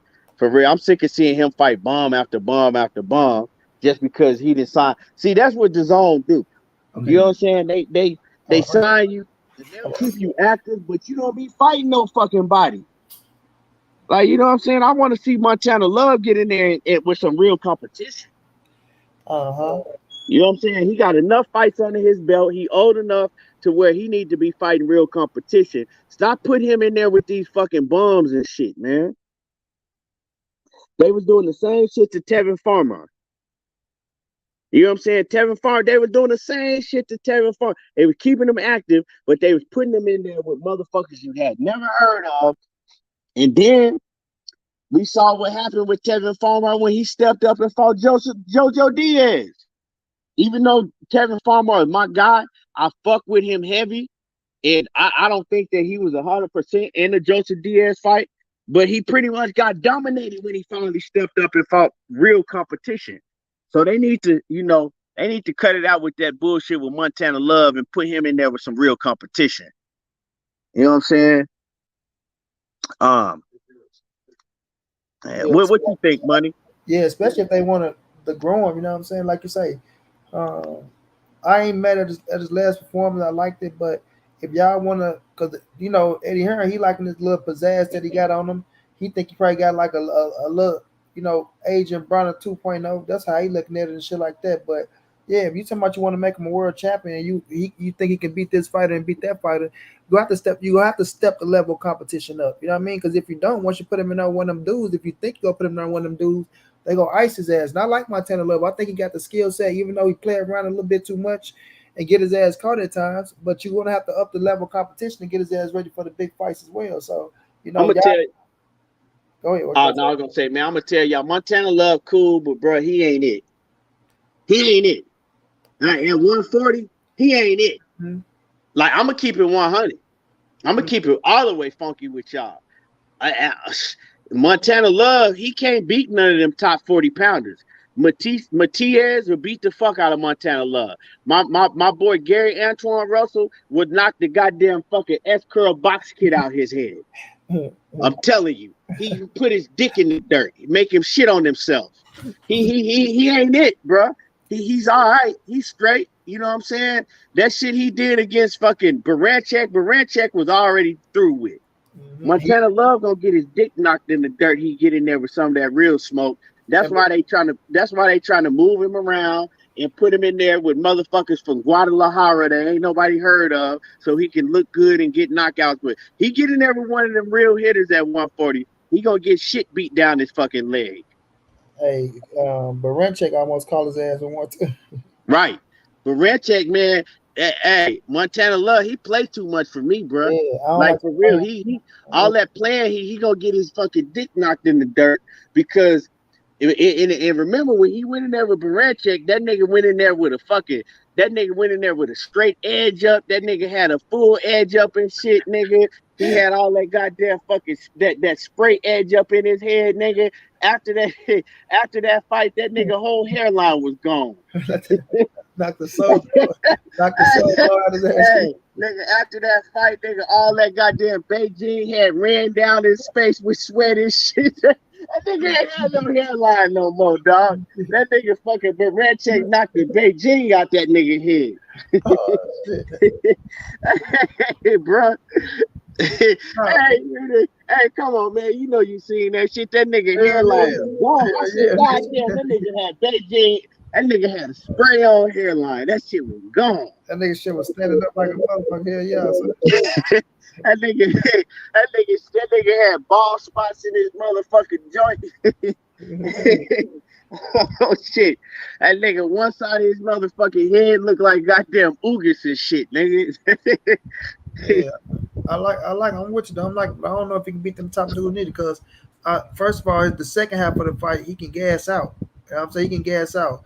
And then, like I said, I don't like the plan, bro. Like he play a little too much with me, trying to show off and be a showman a little bit, and he ended up getting his ass cracked in that ring. So, he got a little skill set on him, right? He got a skill set on him, but I don't think he take boxing as serious as the other one. I ain't gonna make it like he don't put the hard work in and shit like that. But I seen, he got a little paper and he come from a little paper and shit with the PP with. So, he ain't as hungry as the other cats that's up and coming, in my opinion. You feel me? But when I look at him, he got a nice style to him. He got a good little style, but I'm with Keyshawn on this one. I think once he get up there with the big boys, I don't think he gonna have shit for them boys. I think he gonna be able to compete for maybe 3 to 4 rounds. But I think after that, once they start touching his ass and he get the moving and he can go down too, he showed us he can go down too. Yeah, I don't know if he's gonna be ready for them big dogs like that, fam. So we'll see how they move him though. Like you say though, kid, they gonna keep him in there with certain fighters where he can look good against and try to build him up on that point to try to get him to one of them big fights. But I think once he get into that big fight, I mean he got power, he got speed, right? And I ain't gonna say he got the best power to where he just got one punch knockout shit, but he do got some shit where he can counter and catch your ass when it hurt you. So he got some skills on him, right? He got some skills on him, but I just don't put him in that category with the real big dogs. Yeah, the big dogs. He too kind of like frantic fighting for me. Like Baranchek was coming in like on his ass, and he kind of had Montana Love shook. You know what I'm saying? Montana Love was he was boxing well, but he was trying to get the fuck up out of there too and retreat and shit a lot. And he, like you said, he got caught with some shit. Now he did win, and he got Baranchek ass up out of there. But Baranchek had already showed like that he had problems with fighters that got some foot movement and can box. Mm-hmm. You see what I'm saying? And Baranchek already had got the fucking meat knocked out of his taco before. You know what I'm saying? He already had got his ass not clean and smooth the fuck out. That's why they was ready to stop the fight so damn fast, because they knew he already had some issues. Right. So that Baranchek win, you know, that was a solid win, but bro, let's not act like that because he knocked out Baranchek that this motherfucker can go in there with some of these hitters like Gary Antoine Russell and Matias and you know, even a Josh Taylor and these cats at 140. He ain't, to me, his chances, he ain't really got a chance with none of them. You know what I'm saying? I don't even think he could beat a Zepeda. I really don't. Bro, me neither. Hey, kid, You know that's crazy you said that, bro. I don't know if you was in that live stream. Now I got the live stream. I was talking to a dude we was talking about Montana Love, and I told him he better not go in there and fuck with no Zepeda, bro. Zepeda is not playing with these cats, bro. Zepeda is not playing with these cats. I don't think he could beat his Zepeda. You know what I'm saying? He might. I think that put him in there with somebody like a Barbosa or somebody like that. You know what I'm saying? But he definitely need to step up his competition, because if he keep on fighting these motherfucking bombs, once he has to step up his competition, he gonna be like a deer in headlights. Telling y'all. But yeah, man. So you know, Montana Love, salute to Montana Love. You know, he's solid. He's solid. I just be fucking around. I be talking shit. He's solid, but man, I just don't think that he can beat none of the top fighters. But I need to see him in there with better competition than what he been in there with. You feel me? It's time. Especially ones that can crack too. I'm telling you, that chin, Montana Love chin ain't built like that. And man, before we close this shit out, man, AB, bro, what I tell you about AB, Money? Man, I know you saw the training video. Now remember, I was, and I'm gonna let y'all know what I'm talking about. I did a show, and I talked to Money about this shit behind the scenes. But I did a show and we was talking about AB, and everybody was trying to figure out why don't he let his hands go? Why doesn't he let his hands go? And I said, if you watch him train, he trains just like he fights. If you watch him on the heavy bag, he'll hit the bag one, you know what I'm saying? He'll hit the bag about 4 times, and then he'll hop around for 10 seconds and look around and look all up in the air and shit and smile and turn around and talk shit. Hit the bag 4 times again and hop around and bounce around and look around. And I said, that's why he don't let his hands go. Look at how he trains, and then look at how Errol Spence or Floyd Mayweather or somebody like that train. It's night and day. He taking breaks every fucking 5 seconds. He's taking a break when he training, right? But he tries to play it off, you know, because he be bouncing around and looking around and talking shit and yeah, look at me, ha ha ha, you know.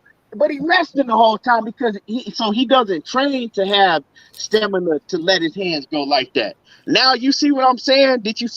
You see what I'm saying, Money? Hell yeah, big ass belly hanging.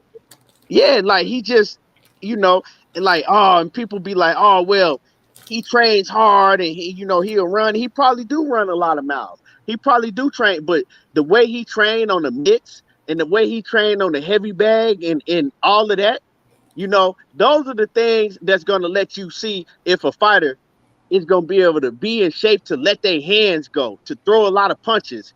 And he's never going to be that. He's never going to be that. You ain't never going to see him throw more than 4 punches around. God damn. And he's done, man. And he needs to go ahead and give it up. For real, that nigga still. Because after the Errol Spence fight, man, that was terrible to a nigga like that, man. Yeah, like, and then he's still walking around here. Like, I mean, people seen it, so I usually don't even talk about shit like this. Neither, bro. But everybody's seen it. He walking around pissy drunk, and he's supposed to be in training camp for a fight. Mm-hmm. And yeah, it was other fighters that was doing it, right? He ain't the only one, right? So let's get that clear. But he the last one that needs to be doing it, because he ain't won shit. They in different positions right now, shit. It motherfucker, I don't know when the last time he won a fight. For real. Yeah. When the last time he really won a fight? Jesse Ward. Last time when he fought motherfucking Floyd Mayweather fighter, goddamn Ashley Theopan, and that was what, 2017, 16? You gotta see me. I never let a man disrespect me. Yeah, like bro, and I know some of y'all love AB. I do too, but y'all gotta be realistic and stop talking about this man gonna be a champion again. He finna take boxing serious. AB needs to sit the fuck down somewhere, and he don't need to be in the boxing ring. You get mad if you want to. I'ma just keep it 100. You know what I'm saying? That nigga is not the can man. You know what I'm saying? Nah, none of that. That nigga been You saying to feel take me? about surgery. Doesn't that nigga hold his whole ammo ever since he been fucking up?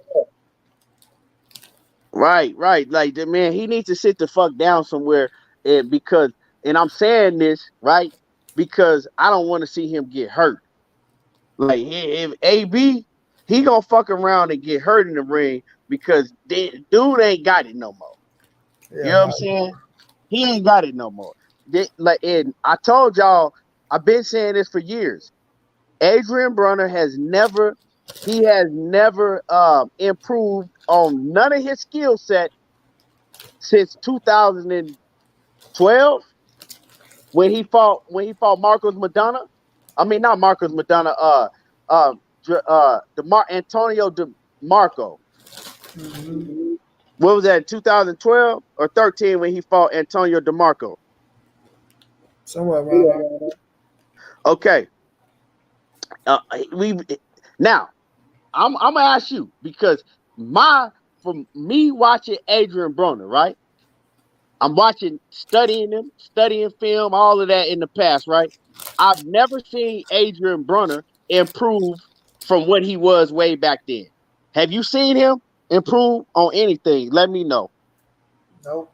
Same Adrien Broner, bro. Same Adrien Broner. Because once you start getting all that fame, all AB was caught all he was kind of was speed and counter punching. But he's doing the same shit. I mean, Right. he is So, he is who he is. His offense is his defense. and my man Johnny Q said AB peaked 10 years ago. I mean, it sounds funny, but he really did. And it's not because he didn't have the talent. It ain't not. It's because he wasn't focused. But discipline. You know what I'm saying? He wasn't focused. He really, and it's crazy because AB is what, 33, 32? Yeah. So he peaked at the age of like 23, 24. He really did. He never got no better, but you got to think, he got a lot of fame real early in his career. As soon as he got that fame, he started fucking off. Yeah. Nigga was doing rap battles with Murder Mook and shit. Going on motherfucking rap tours with with Cash Money. Mm-hmm. Drinking. I'm talking about pissy fucking drunk.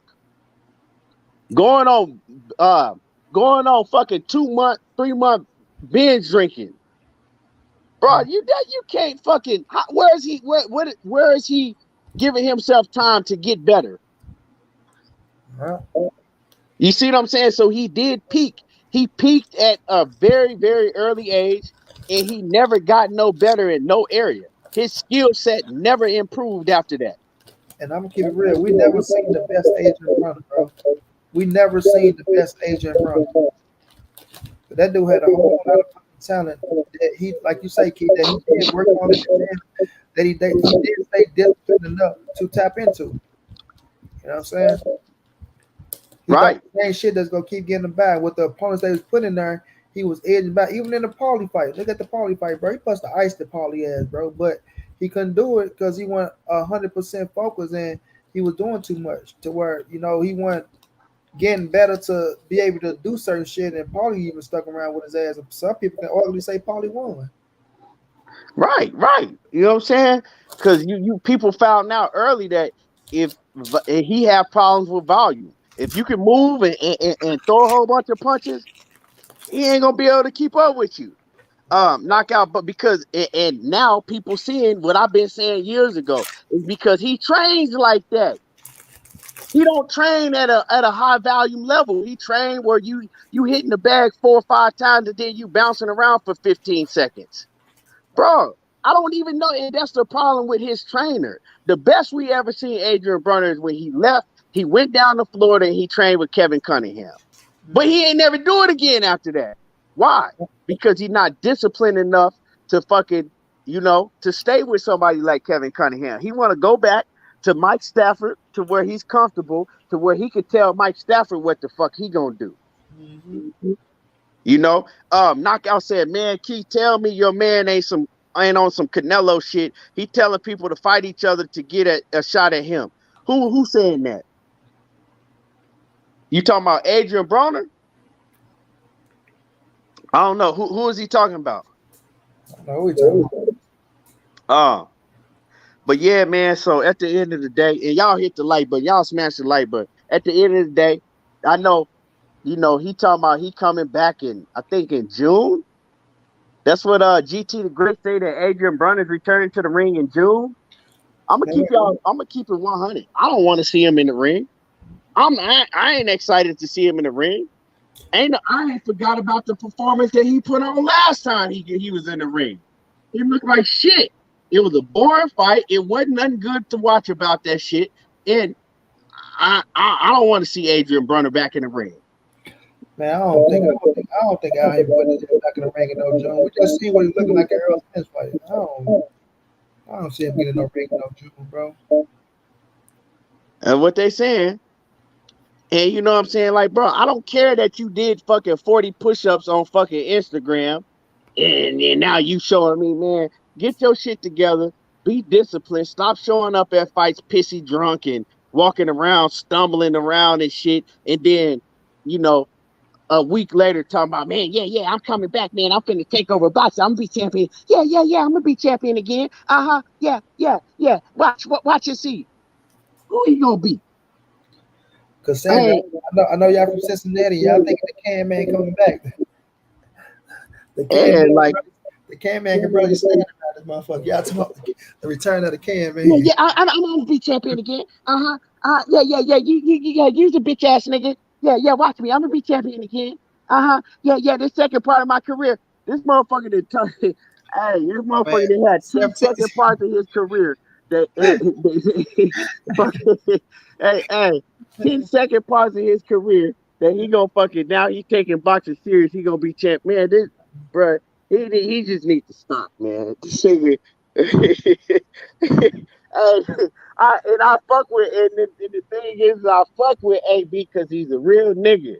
He's a real nigga. I fuck with AB the long way, but come on, man. When it comes to boxing, I got to come on here and keep it real.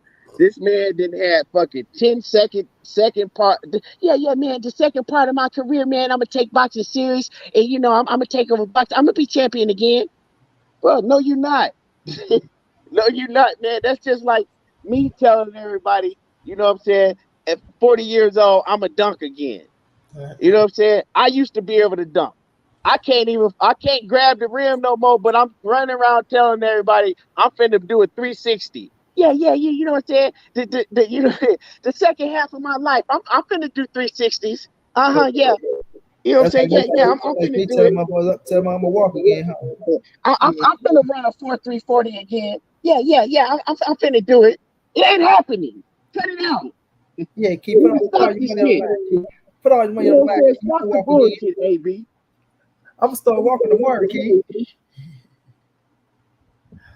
Yeah, like, come on, man. Cut out the bullshit, man. This motherfucker AB done aged. No. AB stands for aged badly. Come on, man. You know what I'm saying? This nigga that AB aged badly. This nigga that aged badly. Beard gray as fuck. This nigga, he only 22. Come on. We always want to talk about these fighters need to take the sport serious. Boxing is all year round, but we giving AB a pass. We always giving AB a pass because it's AB and we fuck with AB. But come on, man. Well, they ain't put AB as no boots, no hoops, no shoe. They barely put him in there with what's that last motherfucker? He beat him for real. They ain't gonna even put him in there with one of them no more. They gonna put AB as in there with a motherfucker that's 0-99 or some shit. One and they gonna grab one of them motherfucking UKs, 2-172 or some shit. Yo, hey, Hey, but OTB boxing class said, nah, put some respect on his name. He helped build PBC. All facts. We're not talking about that, bro. Okay, he helped build PBC. What the fuck does that got to do with 2022? Him telling you that he gonna be champion again. He finna come back and take over boxing. What is that guy? I know you from Cincinnati. I know you an Ohio boy, LTB. But you gotta stop. You gotta start being realistic. Just like I tell Dallas Cowboys fans, stop fucking coming in and I'm a diehard Dallas Cowboys fan, but I'm not a Cowboy fan that's gonna come every season and tell you that we finna win the championship. When you know what I'm saying? This just like AB, man. You gotta be realistic. Get back to that 140 Zenith. Zenith said, think he could get back to 140 and be competitive? Yeah. He can go right down to motherfucking goddamn Juarez, Mexico, and be competitive with everybody down there. First of all, he ain't making no 140. Y'all show me where AB go make 140 pounds. Did y'all not see that nigga belly? Man, AB finna catch weight his ass on up out of boxing. This dude is not finna make no goddamn 140. AB has finna fight at 149, 144. If he can get the 144, right? And that's just gonna be if they give him enough money to get, man, AB. I mean, I ain't gonna even say for the fight, bro. I don't even know if we're gonna see AB in the ring, to be real, which I'm telling y'all, bro. Al Heyman do not want to put that man back in the ring, bro. For a reason, bro. Like Al Heyman is not stupid, bro. We talking about June, we in May right now. I'm not saying that nigga getting ready in no month and something to get ready for no fight. I don't even think AB gonna be back in that ring, bro. I'm telling you. I believe that shit when I see it. Monica, what's going down, Queen? I believe that when I see it. Bless you, bro. I believe that when I see it. Man, he don't need to be back in the ring. Like, you know what I'm saying? Y'all see, like, OTB, right? You ain't being a real fan. Like, you one of them niggas, like, you being one of them niggas that's enabling him right now. You not being real. You gotta keep it real, OTB. I know you fuck with AB, but you wanted to see him back in the ring and thinking that he really can. Come on, man. He gonna get fucking hurt. Ain't nobody that AB. I mean, I don't think AB can beat Ivan Redkach right now. Ivan Redkach, Devin Alexander is a. Like, he ain't beat none of them. Monica, salute to you, Queen. And Cassandra Mason says, I do believe AB can come back. You don't believe that, Cassandra. He can come back. Cassandra said, Cassandra is saying that because Cassandra is from Cincinnati. That's her hometown dude. That is her hometown dude. But at the end of the day, she don't really believe that deep down. She know if that nigga come back, he gonna throw 3 punches around and tell y'all he won the fight. Cassandra, I put my money on Corey Spence coming back getting the win for Adrien Broner. Right. Corey Spence probably more disciplined at this point in his life than Adrien. Not a probably. I bet he is. Mm-hmm. But you know what AB can do, like my man John Kramer said, facts, retire and start promoting. He got talent to do other things. He just needs to get focused and put that motherfucking bottle down.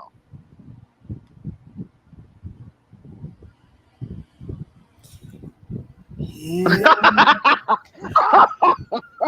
Hey, bro, this nigga OTB says I'm not a fan at all, bro. He says I'm pissed the ninja bought me a drink and drank it. he said AB bought you a drink and then drank it himself.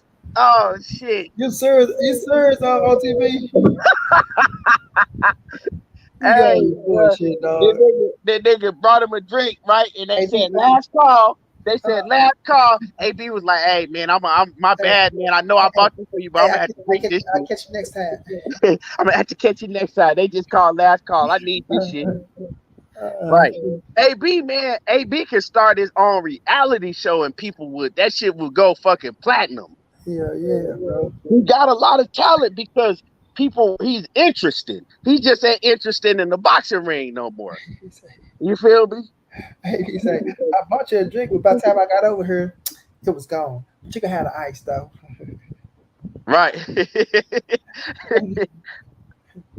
Hey, J.A. Dixon says old ass Chop Chop will put hands on AB. Oh man. Uh Monica, salute to you, Queen. Monica in that super chat. I appreciate you. She says salute to everything boxing and high money. What's going on, Yeah. man? Yeah. Man, Zenith said AB would be a great commentator. Nah, AB ain't disciplined enough to be a commentator, bro. You see? That bitch ass nigga caught. He caught that punch. How the fuck is he still standing there right now? See, this was fucked up with boxing. You niggas ain't gonna tell the truth. I'm gonna tell the truth. He really supposed to be knocked out. He really supposed to be knocked out. But you see, that's what bitch ass niggas do. Imagine motherfucking AB. Imagine him at the commentary table. Boy, AB gonna have motherfuckers dying laughing. You gotta put him on Triller. He can be a boxing analysis on Triller. I don't know, motherfucking ESPN or Showtime or Fox. They go kick AB ass clean up out of there. Hey, but my man, he got potential to do a lot of things, you know, but he just needs to put the bottom down and do the thing that he has the potential of doing. But one of them ain't boxing. You know what I'm saying? Boxing ain't one of them. And you know, just what it is what it is, man. You know, I wish the best for AB. I don't want to see him in the ring. Seriously, do you want to see him back in the ring, Money? To be honest with you, nah, bro. Like that's my honest God opinion, bro. AB is not right in the head, bro. Like he's not right in the head right now. And I'm not saying that he's crazy or just retarded, but it's just something not right now, yeah, bro. Because you can't tell me that somebody's getting ready for a fight. He gonna be back in June, but in April of 16, he pissy ass drunk, and now we in May. Like, bro. Like AB is, he gonna get, like you say, he gonna get physically hurt, bro. He gonna get physically hurt, and I don't want to see that for Adrien Broner. You know, it's like people because of AB and his mentality, the way he talk, and the shit that he does, bro. Like for instance, kid, we keep it real. Where all the homeboys that they used to be? We don't see everybody used to be around AB no more. You know what I'm saying? So it's some. I ain't saying that my dude is fucked over because AB. I still think he got a little bread, and Al Heyman still holding on to some of his money, so he could be all right. But you know, it's just something ain't right with Adrien Broner right now, fam. And I want him to get it together and get right. You know what I mean? He got a twin brother, and we don't even see his ass around his twin brother. I think we talked about that sometimes, and like it just he need. And AB got the type of family that's it's a real. You know, just to be real, I got a real big ass dysfunctional family. Like my family big and just not just saying mothers and shit like that. I think AB come from that same background and environment with a real big dysfunctional ass family to where, you know, you run your mama, you run your daddy because you the breadwinner that you run everybody and you get to do what the fuck you want to do. So if sometimes when you become your own worst enemy and you can't fix it yourself, can't nobody around you help you.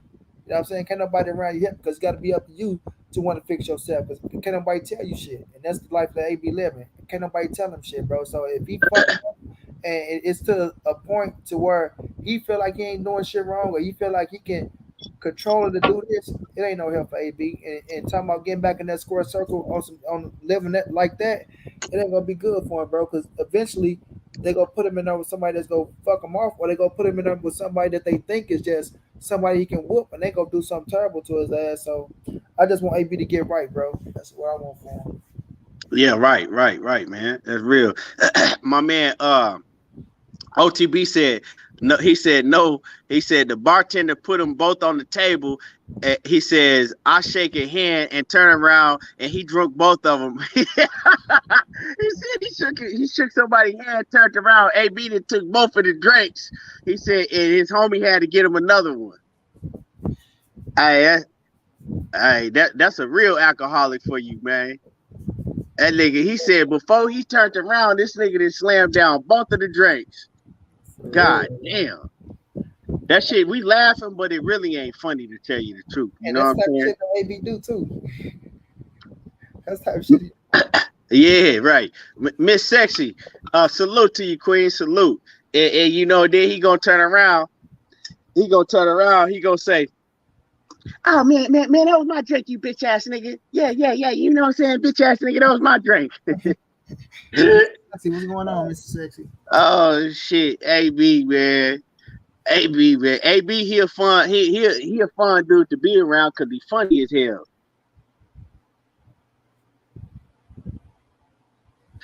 Man, you know, but real talk, all seriousness and all jokes aside, man, we really need AB to, you know, get right, man. We want to see him get right, man. But yeah. So, man, Money, before we close it down, man, let me get your last words, man. Man, shouts out to you, bro, as always, man. Shouts out to everybody that's in the chat. Y'all continue to come through, show love, support the Brody. We all know the situation he's going through, so you know we gotta keep the spirit high, man. You know we wish you nothing but the best. Y'all follow me on her at Monty Brown TV. Follow me on Instagram at Monty_the Y'all know we show every fight over there. As long as we ain't going nowhere, we show every fight. We damn sure gonna be there for the Canelo fight. So if y'all need somewhere to watch the fight, y'all follow me on Instagram at Monty the Writer. I mean, we go up over there. And man, y'all just keep supporting my brother, man. Keep supporting him. And we'll keep grinding out and riding out for y'all. And to the haters, y'all keep watching too. Yes, sir, man. Money, let them know what you got going on. Well, we're going live tonight.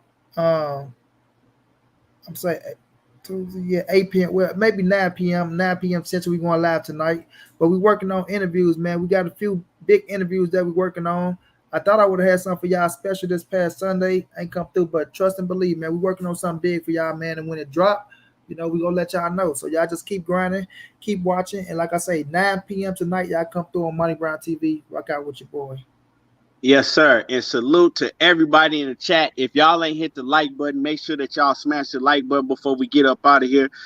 Make sure that y'all go sub to and y'all go sub to OTB Boxing Class 101.